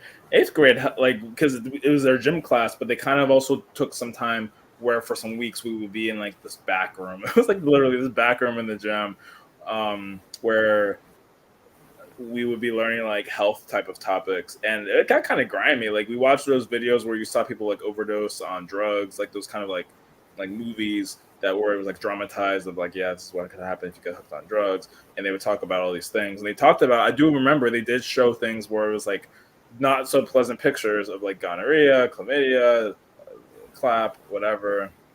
It Mhm. was not it crap. Just oh my god, like I don't even want to think about it right now. But I remember we would look at all these things, and I completely forgot about that. I still don't remember how much deeply we went into sex ed at that time, but I definitely do remember like there was some like and they also I remember showed us a video. This was they didn't ever separate us by like gender, but I do remember this was like a high school kind of like it might have been our senior year even, or it was the auditorium, and they like had us watch these things about like fishing and Mhm. why you shouldn't meet with strangers, and like I can't remember if it was like how they divided up the groups because it was like a big auditorium where like all of us could probably fit. It was either all of us by class or by certain periods or whatever, but like a bunch of us were watching this, and it was like a little girl who was talking with her friend online, and then after some minutes of chatting back and forth, it showed the other like the girl's friend, and it like panned, and it actually showed like it was a man, like a grown man, and you could hear like all of a sudden a man voice and sinister music, and he was like, yeah, let's meet at my house. My parents aren't home, and she's like, yeah, my parents aren't back yet either. I'll walk to your house, and like the girls walk into the house, and oh, yo, black people would be wild. Like it was, I mean, because my high school was like 40 something% black, which apparently is not normal, but um I didn't know that until I got to college, honestly. And then people in the auditorium like, "Yo, no, get away!" Like, you know how they are, how we can be in Mhm. theaters and everything. So it was. It's not completely related, but I remember we would talk about some of these issues. Sorry, 1 second. It was just like we would talk about some of these issues in a way that was like, yeah, like it's not the most comfortable thing, but you kind of have to talk about it. Like people Hmm. can be Mhm. predators online. Um, like the stuff with sex ed and like all these other topics. So I really do applaud people who are able to teach it to kids. Like 7-year-olds, I don't know. That's kind of a lot. Like I don't know. This is just so that way you can kind of because you Mhm. know how it's always a big thing where kids are like asking where babies come from, and it's always like this comical, like overly comical moment in movies and shows where it's like, where do kids come from? next question, and I feel like there's probably ways that can be addressed. That's not super awkward, or it's just like you guys love each other, and we decide to have a kid, and I helped mommy. I don't know, like you can have these conversations without going like I don't know if you need to like start having sex ed with them at 7 years old. And I'm not saying anything about that because I know Rocky, you said you had it at 5. I just don't know if that necessarily that negative body count ringtone. This is a booty call ringtone. I had to go check real quick. Oh Lord, No, that's my WhatsApp. stop Yeah. it. Is the booty call just so you can like look at the booty and check up on it? I need to check. There I you need to go. like make sure that just water my rub the plants booty. remotely. Make sure that the booty is growing the way it's supposed to be. No, it was actually my parents' WhatsApp group, so the complete opposite of anything. I'll get back to them, but it's the same thing that I already got earlier. So, anyways, I kind of was going on. So, I'll pass the mic. I know Ron, you were trying to say something earlier. Yeah, Ron was trying to say something. I hope you still remember Ron. No, oh yeah. I Oh apologize. yeah. No, you guys are good. You guys are good because actually, what you guys are talking about actually sets the tone as far as what this past school year was pretty much all about.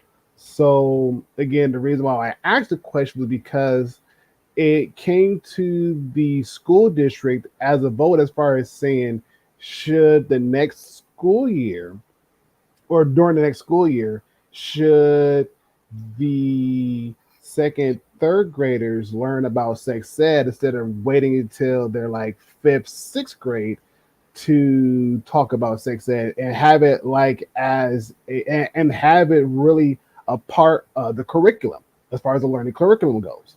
And so a lot of parents were like, I don't think so because I know my child and I know that my child is nowhere at the level of one being mature enough, two, they're not necessarily going to be wanting to sit down and oh gosh. I got you, Rocky. I still don't know. Yeah, well, do you want to finish your point, Ron? Then we can put up this question later. Yeah. And so it came to the school board as an actual vote as far as saying for the next school year with the incoming second and third graders that are coming in, should the school lower the grade to have it start at second and third grade versus waiting until, like I said before, waiting until fifth and sixth grade. And I sat down and thought about it. I'm like, no, oh heck no. Like, especially with my 7, 8-year-old, oh heck no. Not even, due to the fact that one, he's already been in trouble when it comes to touching girls, sometimes inappropriately, when it comes into kissing on girls and or making deals where it's like a lot of physical touches that's involved, and telling him like, dude, you gotta stop. Like, you can't keep doing this because the more you do this, the bigger the consequences are going to be. It's like, well, what do you mean? Like, if you keep going down the route that you're going, not only will you mess around, it get suspended from school, expelled from school, but as you get older, you keep doing the same thing. Now you're gonna end up going to jail. And now you're gonna have this record that's gonna be behind you saying that you are touching girls in inappropriate ways. That's not cool at all. It's not cool. Like, dude, you're in the second grade. The last thing you need to be worrying about is girls. Like, yes, are you in a classroom full of them? Certainly. I get it. But at the same time, you're there to learn. You're there to get an education. You're there to socialize. all this other extra stuff that you're doing, that's not helpful. Not helpful at all. And even the school behavioral interventionalists, they've told him numerous times, like, hey, dude, you got to stop. You have to stop because if you don't, not only will you cause these girls to feel awkward when they come to you, but at the same time, now you're getting not only your dad and your mom involved, but now you're getting this little girl's mom and dad involved, and that's not going to be good as well. That's not going to be good. So it's like at that age, no, nah. Some kids, like I said, for my kids, no. Now my daughter, she's in the 5th grade. Took, she had sex ed class, and she was just kind of like asking us questions like this, that, and the third. Like, yep, that happens. Like, yep, that's what they talked about. Like, yeah, and we just pretty much confirmed like what she learned. It kind of just went in a little bit more in depth, just due to the fact that she was one of those kids who started her period at 7, 8. Yes, yes, she was one of those kids who started early, Okay. early, and we had to have that sit down talk with her at that age, especially her mom, and let her know, like, hey, this is what's going to happen to you now that you're starting. This is what you can expect. And because of the fact that you're starting, more than likely, you're also going to be at the age where you can get pregnant and have a baby. Again, at an early age. So it's kind of like, holy crap. Like, this is actually really happening. And again, just to kind of have that conversation with her about that is kind of like, okay, deer in the headlights. I don't really want to talk about this, but I know we have to talk about this. And it sucks, but it has to be done. And so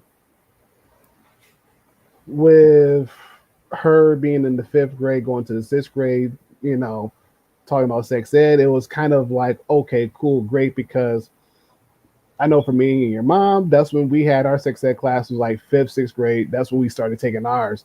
And then by the time we got into high school, we started again talking about STDs, watching the girls, not want to say girls, but watching the videos and stuff like that. And even in 6th grade, like, watch the video on guys having a wet dream, which was hilarious. Yeah. I didn't know that was a thing. I wish I saw that. Oh yeah. Yes, it was hilarious. The most funniest video I can remember watching in elementary school. Funny video. And even the narrator's like, yeah, sometimes when you're having a wet dream, it's not about some girl running down to the beach in a bathing suit and, oh, you have a wet dream. No, it's not even that. Not even close to it. It could be you having a dream about you kissing a girl and then you have a wet dream. Or you having an intercourse and you're thinking that you're peeing on yourself, but no, you actually had a wet dream. So like, oh, okay. And I know this is going to be weird, but even then, we had some of the girls in our same class who were in the same grade watching the same video. And it was like the most weirdest and awkwardest moment afterwards, because you had some asking, like, so did you have a wet dream? Have you had a wet dream? Like, I don't know. Like, was it about me? Exactly, which was really weird. No. So it was like, man, and even still, it was just one of those things where it's like, I'm in the 5th grade, going to the 6th grade. Like, I don't have time to deal with this. Like, I don't know. And I think it didn't hit me until like 7th, 8th grade and whatnot. So it was just like, oh, okay, got it. Yes. And then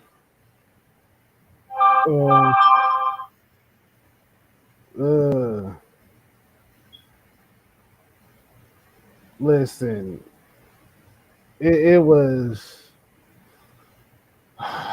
it was a very, like I said, it was a very, when I said it was a very tough conversation, it really was a very tough conversation, because even then, like some time down before, she disclosed to me something else that happened at an early age that just now happened. I'm like, are you kidding me? And you're like, yeah, no, like, this happened. And I'm like, oh my gosh, like that is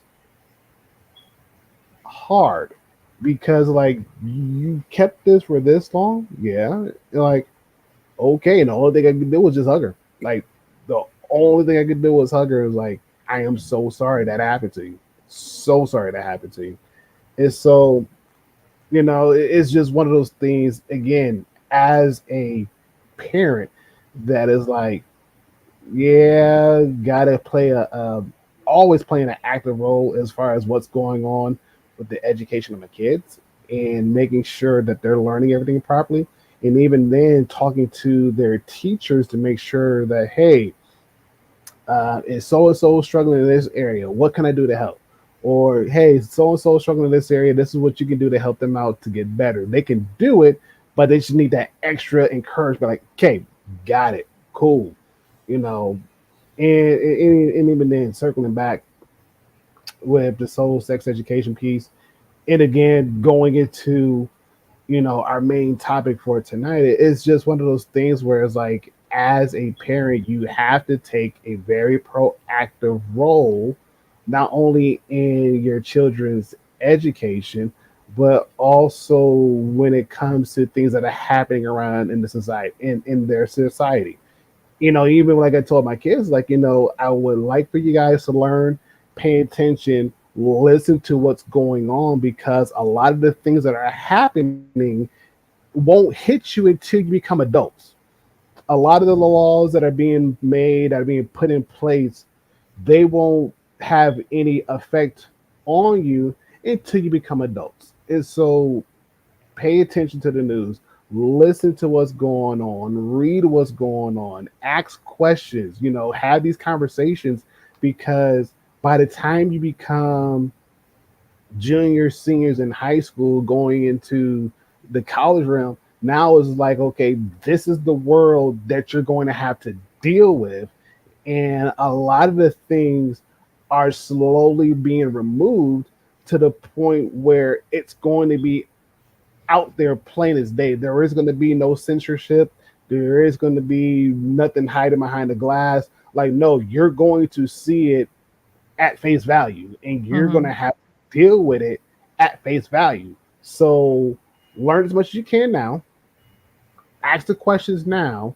Learn now. So that way, when you get grown, you can deal with it better, and you can handle it better, and you can be a little bit more wiser than the people around you. Man, listen, ain't none. We going at the seat of our pants, and 9 times out of 10, it doesn't work the first time around. And so it's just like, okay, that didn't work, let's try this. That didn't work, let's try this. That didn't work, let's try this. That didn't work, screw it. Take a bottle, take a shot, whatever. We'll figure it out in the morning when we wake up, have the massive hangover. But still, like, in some aspects, parenting sucks, but it's rewarding in its own right. And so, which circle back to the birds and the bees, because I obviously that phrase has been with us for the longest time and whatnot. So this is what excuse me. So this is what my dad taught me about the birds and the bees. Even still makes no sense whatsoever, but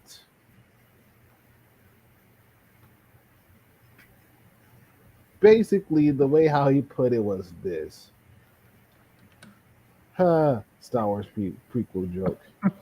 Yeah, no, I didn't know. Cause I was like, because the only Darth I know is Darth Vader, and I'm like, are you telling me there's like another Darth? Like, that's an actual word? It's an actual. Darth Maul, Darth Sidious. Yeah. I actually am not big into Star Wars, but I've heard of like a few of these Darth Maul. Darths. But I've never heard of this other Darth. Like what? Yeah, no, Darth Maul I heard of. Actually, Darth Maul was probably, like, out of all the Darths, Darth Maul was the coolest one, hands down. I don't care what anybody has to say. Yeah, he looks cool. Yes. Excuse me. Ugh. Yeah. So, birds and the bees. This sucks. Let me put up So- this question back up. Yeah. So, what is the actual story of birds and bees? Why people say, "Oh," it basically what it was. It was a It literally was a reference to how babies were born, but it was more so in a way of kids understanding. Like, for instance, we know that bees, they're pollinators. And so they go around to one flower, grab the pollen, go to another flower, and put the pollen in that one to get some more pollen to go to another plant, So they're learning about germination at an early age. Well, Mhm. when you think about it as an adult, that's exactly what happens. Dude goes have sex with said girl, and if his pullout game is trash, he goes ahead and pollinates her egg. Plain and simple. And then from there, You said if his they head don't- game is trash, then he goes and Pull up. pollinates. Yep. If the pullout game is trash. Oh, the meaning pullout that- game. I thought you said head Pullout game. game. Pullout game. Is Pullout trash. game. The pullout game is trash. I was like, how's the head game trash? And then like she was like, oh, let's just. It's like, what? Pullout game. The pullout game, meaning that they over there raw dogging. Right, no yeah. potential, no nothing. So they pretty much borderline getting clapped and all the other good STDs and whatnot. But at the same time, yeah, Toby, don't think too hard. Oh no, Anyway. sorry. My brain just. Yeah. And again, that's how the bees portion went about. Now, as far as the birds go, that one was a little confusing because it's like, okay, with the birds, is like,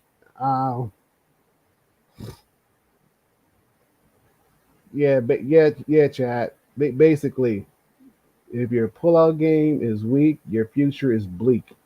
Pretty much. Yeah. Pretty much. So with the birds portion, yeah.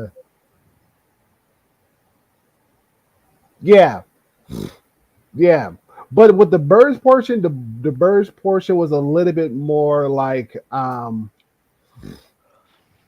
more so like on the lines of marriage in a way. Whereas, like, of course, you got two birds, they make a nest for their home, do, and then the mommy bird has an egg. Mommy bird sits on the eggs to keep them warm, fertilize, blah blah blah. Daddy goes out, finds food, brings back, and so forth, or vice versa. And so that was more so other lines of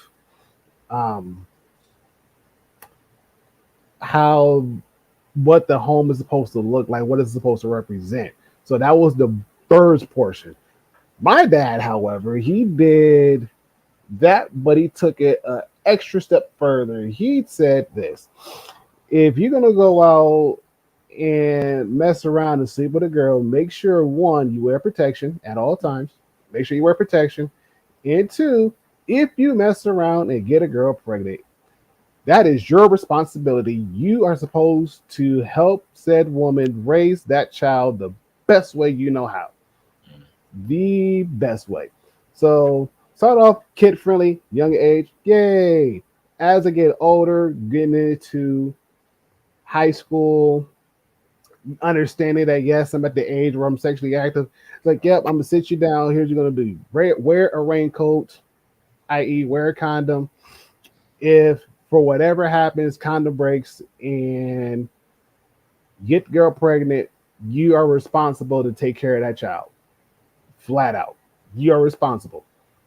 And he even told me that he said, I'm not going to help you to raise a child, but at the same time, I'm going to, if you need help as far as buying diapers, wipes, formula, this, that, and the third, it's like, sure, I would help out in that aspect. He said, but as far as actually raising goes, like, nope, that's on you. That is solely on you. I'm like, okay, Dad. Gotcha. Thank you for the warm advice. But as weird as it was, it made a whole lot of sense. Made a whole lot of sense. It was like, okay, I get where you're coming from. Like, definitely get where you're coming from. Like, my responsibility, make sure the kids are taken care of and everything else. And even if mom is in the picture, mom is out of the picture, still make sure mom's taken care of too as well. End of story. So, crash course, birds and bees. I hope you like it. If you didn't like it, oh well.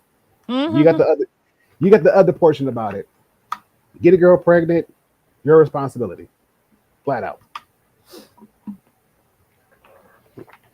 When Chad said that he didn't remember his parents actually like sitting him down and discussing it.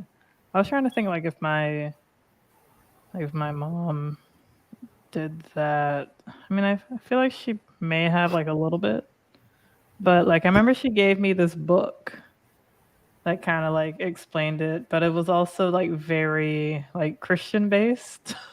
Oh Lord. Those are the worst ones.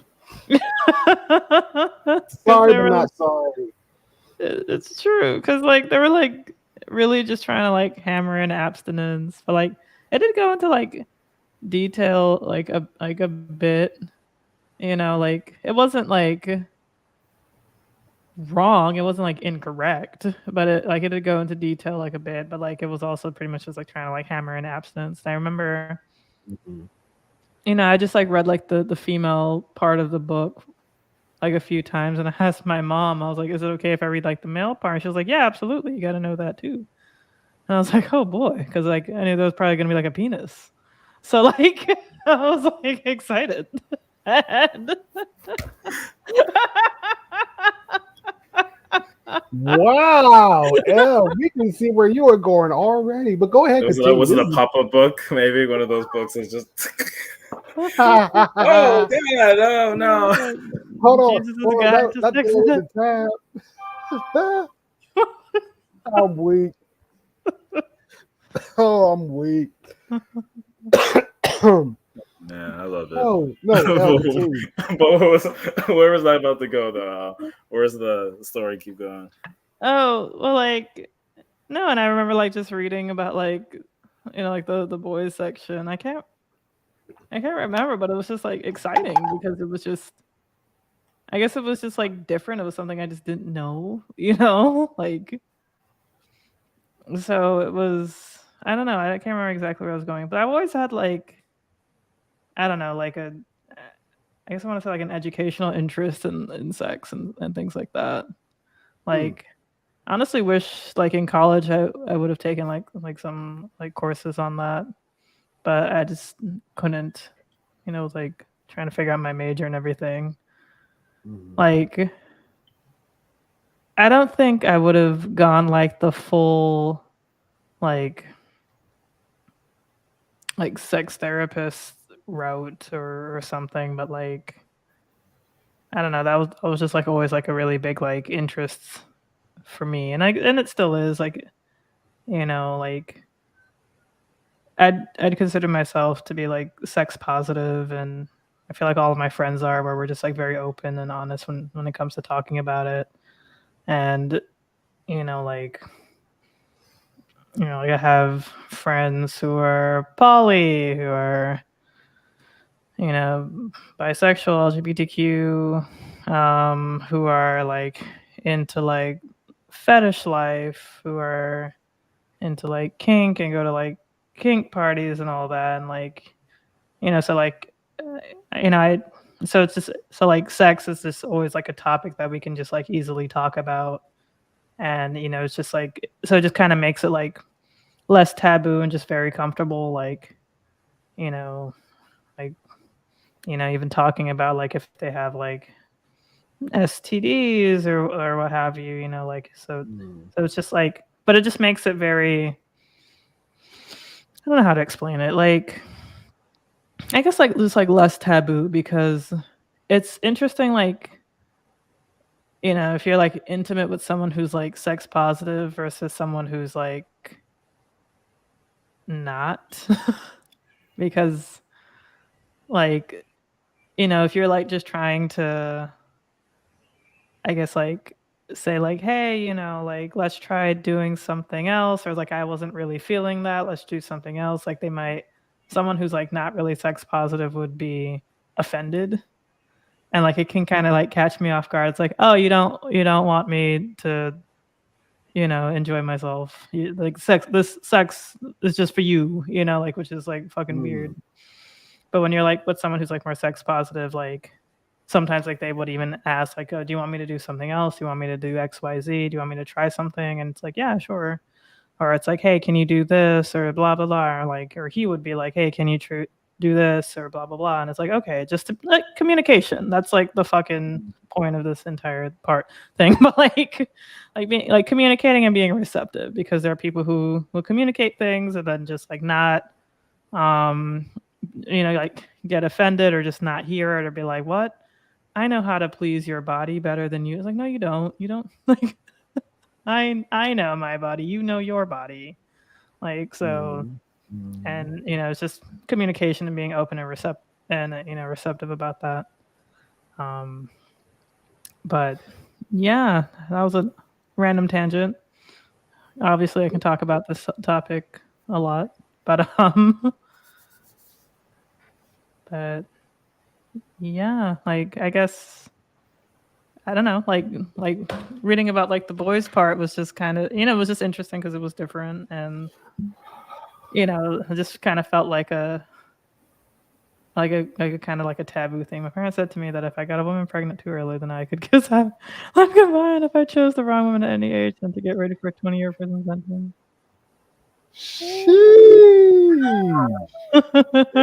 They were not playing. I did have a question though for you. There's a few things you said that kind of like sparked something. One was, I was trying to actually, like, what book was this? Like, I think I missed it. Oh, okay, you don't remember either. This book was like a million years ago. Okay. I don't know where it is. I can't remember what it looked like. I feel like the cover was red. It probably even wasn't. Like, I don't know. It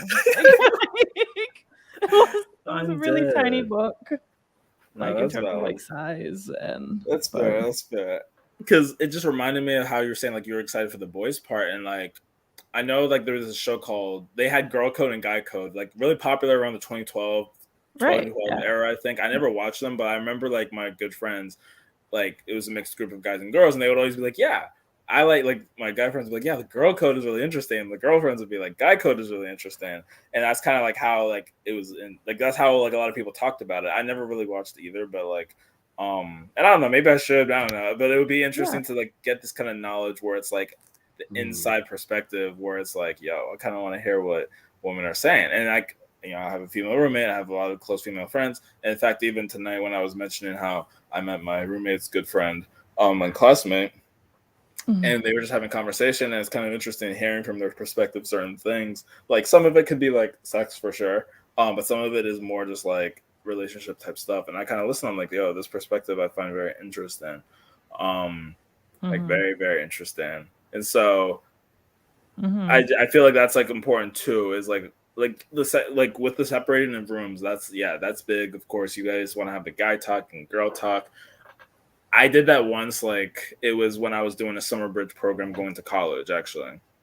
So for 6 weeks, like we were doing academic stuff, learning about like doing how to do research, before starting college. But at one point, like our last week, they were like, let's separate and get into rooms and talk about how some stuff can happen on campus and trying to like, you know, prevent assault. Like, obviously make sure that we're not doing anything sketchy, but like a big thing was looking out for the women in our program so that they're not like getting taken advantage of and all that. And so it was important definitely to have those kind of conversations with guys and girls separately. But I think it's also really interesting to hear from the other perspective, kind of like women's issues, men's issues type thing. Maybe not Kevin Samuels. No. Maybe No, not because, right. Because go on. So I was gonna say maybe not the red pill exactly. I know some girls who like have tried to like wade into it just so that they can understand more with this type of like alpha male whatever mindset. But like even just like a really serious conversation about like men's issues, men's health, or whatever. Like I know one person. Man, there's some great videos that I have to show. Like, because I remember this one woman who like she does talk about how like she wants to advocate for men in certain ways, and it was interesting because it seems like she did understand a lot of things that I wouldn't necessarily even know because I'm not married. I wasn't in a serious relationship, but she was able to kind of speak up on how some men had felt in some like relationships and how like, you know, there was some sympathy because of some of the issues, blah blah. And I don't know, it was just like really interesting. So I was like, yeah, I think that more of that kind of cross dialogue has to happen, so you don't feel like you're yelling at each other, yelling past each other, but you're actually able to like have, you know, the other other perspective and like, you know, difficult conversations because it's not easy to hear, and like what we end up doing a lot of times is getting offended and defending ourselves even though it wasn't an attack. Like the one guy I mentioned, or like, you know, who you know, I kind of just gave him feedback on how to please me. Al, you know, he got offended and like made like an attack on me and like, you know, and said X, Y, you know, like just like some bullshit. And like I was just sort of looking at him kind of like, okay, like this is the point of the fucking conversation, to open up to make the sex better. So like, and it's like I don't know why you're coming at me and just like saying all these things, you know. Like I could go into detail about it like some other time though, but like I wasn't trying to attack him. It was just like hey, let's make this experience better. Like, you know, because call me old fashioned, but like, you know, you're most likely going to come, or like, you know, you're gonna at least enjoy yourself to an extent. I probably won't. I would like to as well. Like that feels good to me too, believe it or not. And like it's a true thing that can happen. Like, and it's like, but it just seemed like it was just kind of like weird. I don't know if I brought it up correctly. I was like, but you just have to, you know. It's like yeah, I probably didn't say the correct words. I probably didn't stroke his ego well enough or what have you. But it was just like I just needed to bring it up because, you know, I wasn't, you know, thoroughly enjoying myself. But like, and it's like, hey, if I'm enjoying myself, then you would probably be enjoying yourself too. And when you're enjoying yourself and I'm enjoying myself, then it's a great time. But when it's just you enjoying yourself and I feel like, you know, like maybe I should check Twitter, then that's not a great time. Wow. He was trying to have something stroked, but it wasn't his ego. That's all I'll say about that. No, I mean, if I don't say anything, then his ego gets stroked regardless. Like that's just. But no, for sure. Like, especially when you have like a female roommate, and she's just talking to one friend, and like you're just listening. You're not even like really partaking in the conversation. Like, you gain and learn a lot of information because, you know, like, I know this is like a little bit ironic, but like places like YouTube and podcasts where it's like a massive group of people, you know, like a lot of people could be shouting over one another and, you know, nothing's really heard, like what you were saying, Toby, and like, and nothing's being gained. But if you're literally like just like not talking, you know, if you're just listening, and some of the things that they may say might hurt you a bit, even though it's not even talking about you. They could just be talking about men in general. But like it could have been something that you thought was okay, and then she says like that's actually like not great. Or it's like, then you might be like, oh shit, okay, I thought that would have been good. Oh, I was sitting here believing this one thing when that wasn't even the case. But it could just be not the case for that particular woman, like they're that, which is the main key, which is when they say communication is key, it truly is, because your partner has all the answers and how they want to be pleased, for the most part, and so you could just sort of go off of what they say, because there's things that I don't like that I know other women like. There's things that I like that I know other women don't like. I know guys who don't like receiving oral sex. And that's totally fine, Mm-hmm. Like, I know guys who like giving oral more so than receiving, even though like they don't mind it, but they just prefer giving it more. I know I've met men who are submissive. Like submissiveness is usually like a feminine female thing, and that's not always the case. Like there are men who are submissive, there are women who are dominant. Yeah. Everyone's genitals are different. Yeah. That is true. Do any of you recall being taught to communicate? I feel like it gets really overlooked. I agree, Rocky. No, like we're learned how to like talk, but to communicate and converse is totally different. Like, I don't know if I've said this on the stream, but I'm the last of 7. So, I have 3 older sisters, 3 older brothers than me, and so I was oftentimes like talked over. So like communication is like a big thing for me. You too. Yeah. No, I get like, so communication's a really big thing for me. Like just from people talking over me, from people just talking too much, for people like not asking how I'm doing, for people who are not, who are just like being kind of dismissive of like how I could be feeling and things like that. Like, like I'm very like aware of other people. Like I can see Ron. I feel like Ron's getting kind of tired, and I feel really bad. I truly do. I was like, gosh, shit, Ron needs to go to sleep. And I missed the conversation a bit about the sweat and stuff. Sorry, Ron. Go ahead.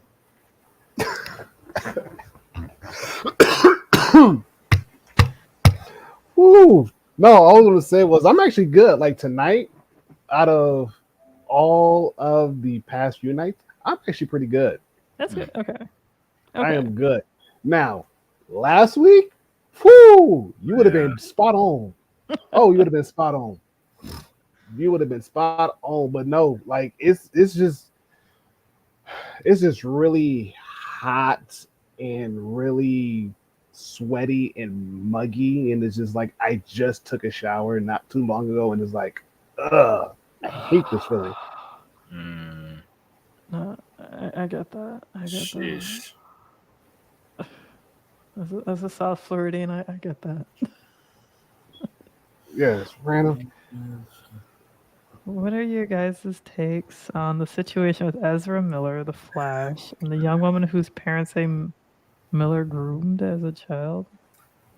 So the reason I like, because I've heard the groom thing is actually something I've heard very, very, like I didn't even see like an article. I saw maybe a headline or something, and someone said like Ezra Miller was not groomed or something. This wasn't I forgot what it was. But the reason why I like had to shake my head is because I didn't even know who Ezra Miller really was, because I've not watched the Arrowverse, DC Universe type stuff, to be honest. Though I've heard great things about the Flash and those franchises, but like just finding out who Ezra Miller is as a person, I remember seeing these things about like going crazy in Hawaii, getting arrested, getting thrown out of. I'm like, what is going on?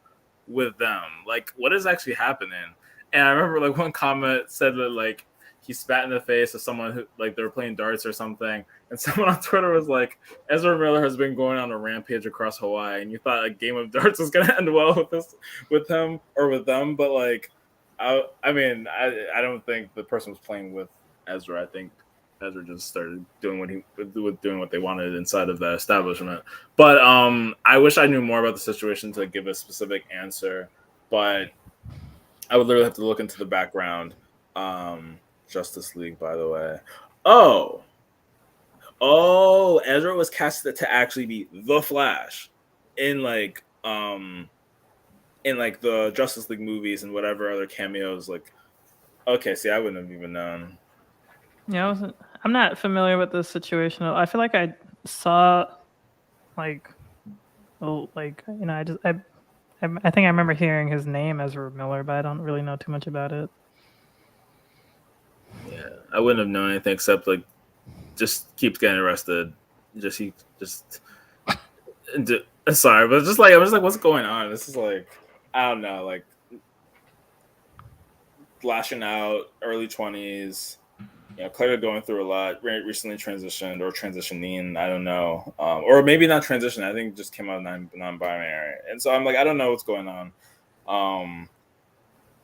But maybe people are like trying to say that there was some issue, like they were groomed or had some kind of, I mean, I don't want to put words into whatever was being said in the article, whether it was molestation or some kind of abuse. I don't know. I have no idea. Like, I would have to do more research and to figure out what's going on. I barely know the person exists. I'm sorry to that man. Sorry to that person. But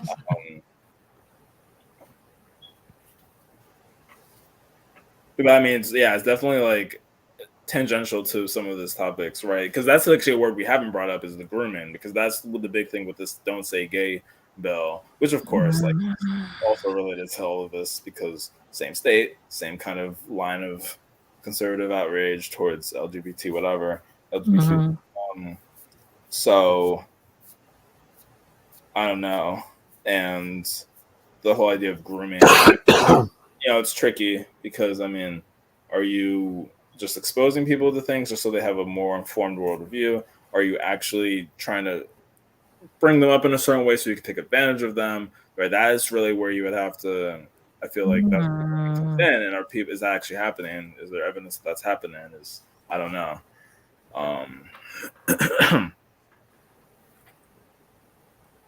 Okay. Sure. What? Wait, what? What's going on? I'm reading a lot about what's going on, and this man is a whole nutcase. He's a menace. Like, he's a menace to society. Yeah, like he's been involved in several different kind of altercations. I think somebody mentioned the dart thing, that was part of it. And the one that I kind of read that was kind of like, really? Like, he threw a chair at a woman and she was severely bruised, injured, however you want to look at it. I'm like, bruh, what are you doing? And why are you acting, I don't know, just irate? You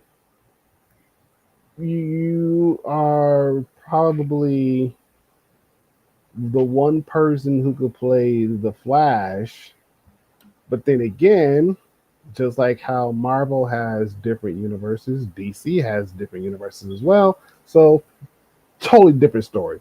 I think, like, sit this man down, recast the Flash as somebody else, and have that Flash be a part of a whole nother different universe in DC, and run with the storyline that way, because obviously this man cannot keep his hands to himself. He cannot play well with others, and probably needs to get checked into a mental hospital for whatever reason. Maybe throw them in the padded room and let them have at it. Like, I don't know, but clearly, if this man has been to prison for the same thing, I think it's time to have him locked up for some really long time and, go from there with some counseling. So being locked up in counseling, then whatever else happens is whatever else happens. Mhm. But yeah. Yeah. Oh, Yeah, I wish I could comment more on specifics, but like I do remember that Ezra was cut, like DC, like the contract or whatever. I remember they were cut, I guess, for just no more. He's not on the project, like, and that's what's gonna happen. Like, it's not, that's what it is. Like, it doesn't matter what your identity is, your sex orientation, anything. Like, you act a fool, you act a fool. Like, you go into jail. Period. Y'all are going to jail. Like, and it's unfortunate because I'm sure. Yeah, it's unfortunate because I'm sure that would have been groundbreaking too to have a non-binary character playing the Flash and all of that. But you act up. Mm-hmm. hey, Amira. Yeah. Up. Well, it's simple, Amira. Yeah. I always feel like it was with Holistic Hottie, right?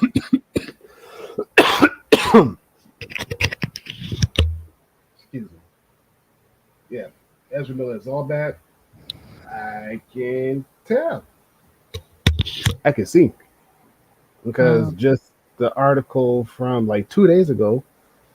This I'm not even going to get into it. I'll post it in the chat. This mess. Why?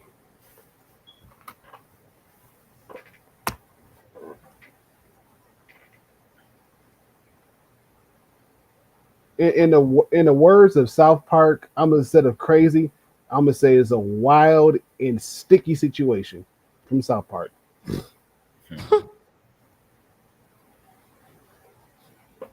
And it's just like Hawaii. It's like Hawaii, which I mean, I know it's like stereotype, but you think it was this really tranquil place, and like it's like y'all are trapped on this island. Like y'all aren't getting off, and you just have let me not say maniac, but you have this person just like going on a rampage throughout the entire like state. Like, I'm sorry, I don't know what y'all are gonna do, but clearly he's not staying in jail. So good luck.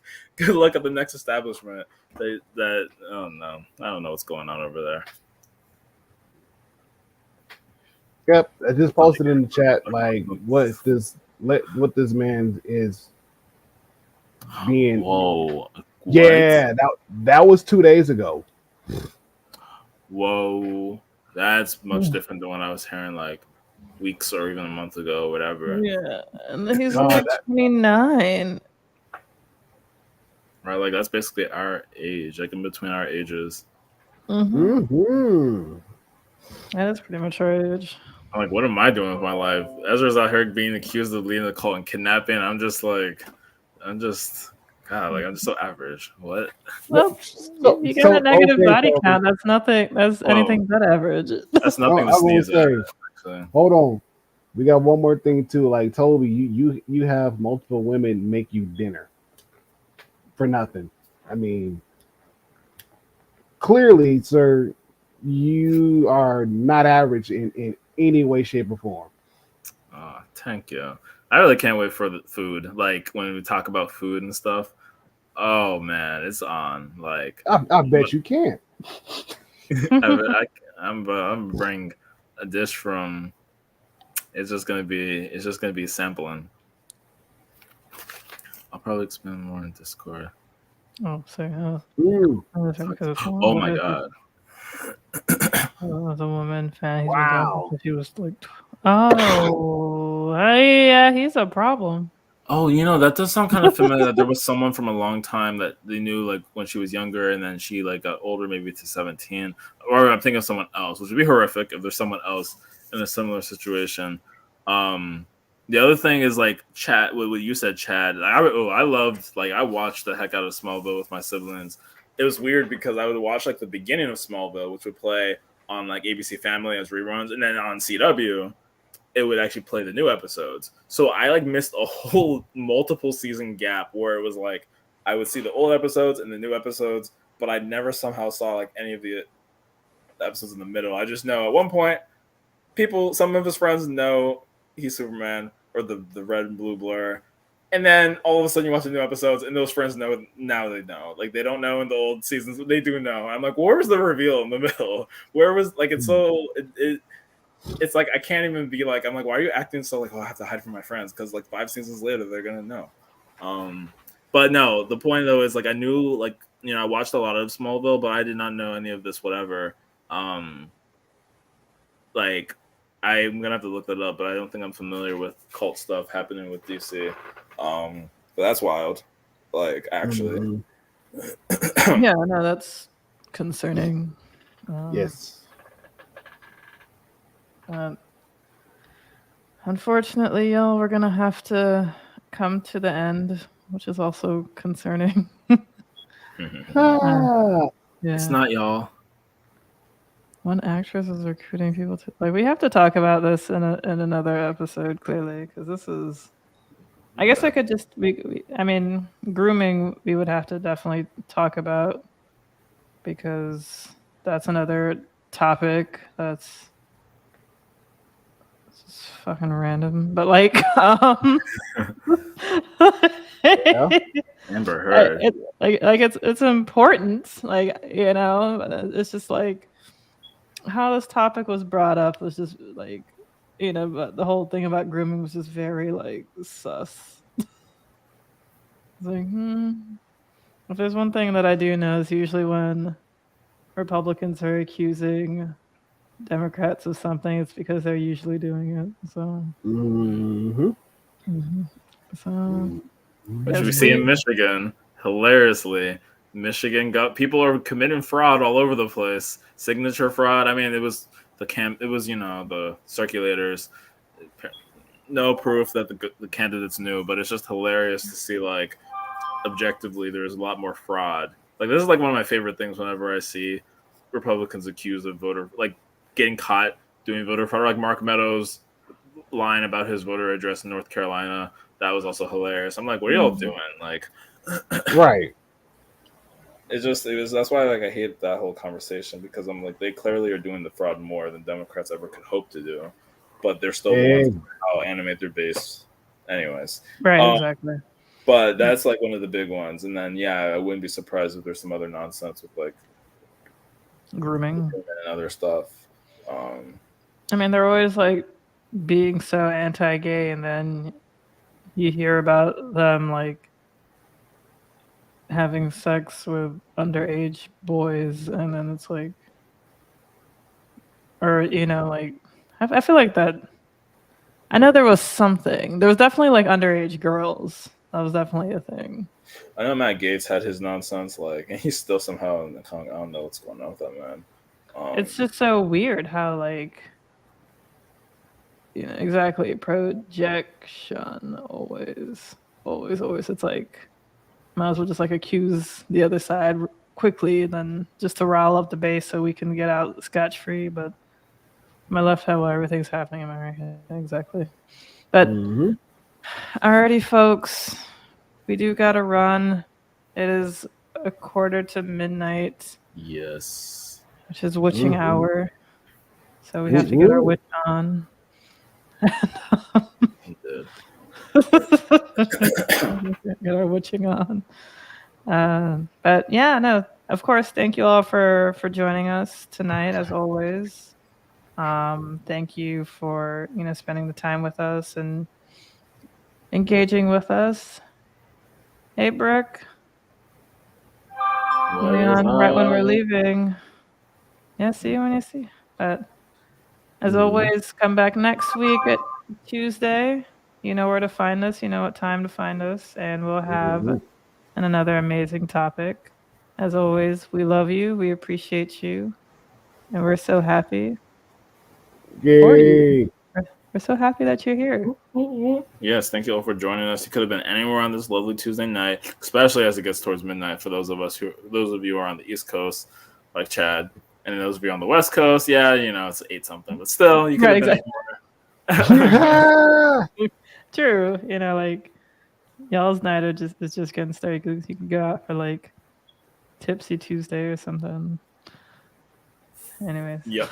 No, that's whatever that is. That's for another night. Anyways. Well, the last thing I was gonna say was this stream. This might have been the best night of y'all's night. For us, it was Tuesday. Y'all have a great night. Okay. Apparently, that's a meme from like people will say this was the best night of their night, or this was like the hardest night of their night for the other person. It was Tuesday. I think it was M. Bison who said it in Street Fighter. It was like the night that I graced your village, basically murdering the Chun-Li's family. But the night I graced your village was like the most memorable and like distinctive day of your life. For me, it was a Tuesday. It's just like very savage thing to say, but that meme has been like appropriate for a lot of other purposes. And because we stream on Tuesdays, I was like, yo, this is actually so perfect. That's deep though. That's a deep thing because like it really puts things into perspective. But it's a humility for me. But alrighty, y'all. I hope this Tuesday was great. I really hope it wasn't your best Tuesday, but I hope it was like a really good Tuesday. Like it was like decent. Anyways, have a great night. We love you all. Love you guys. Love you all. Be well. Do well things. Yes. Take care.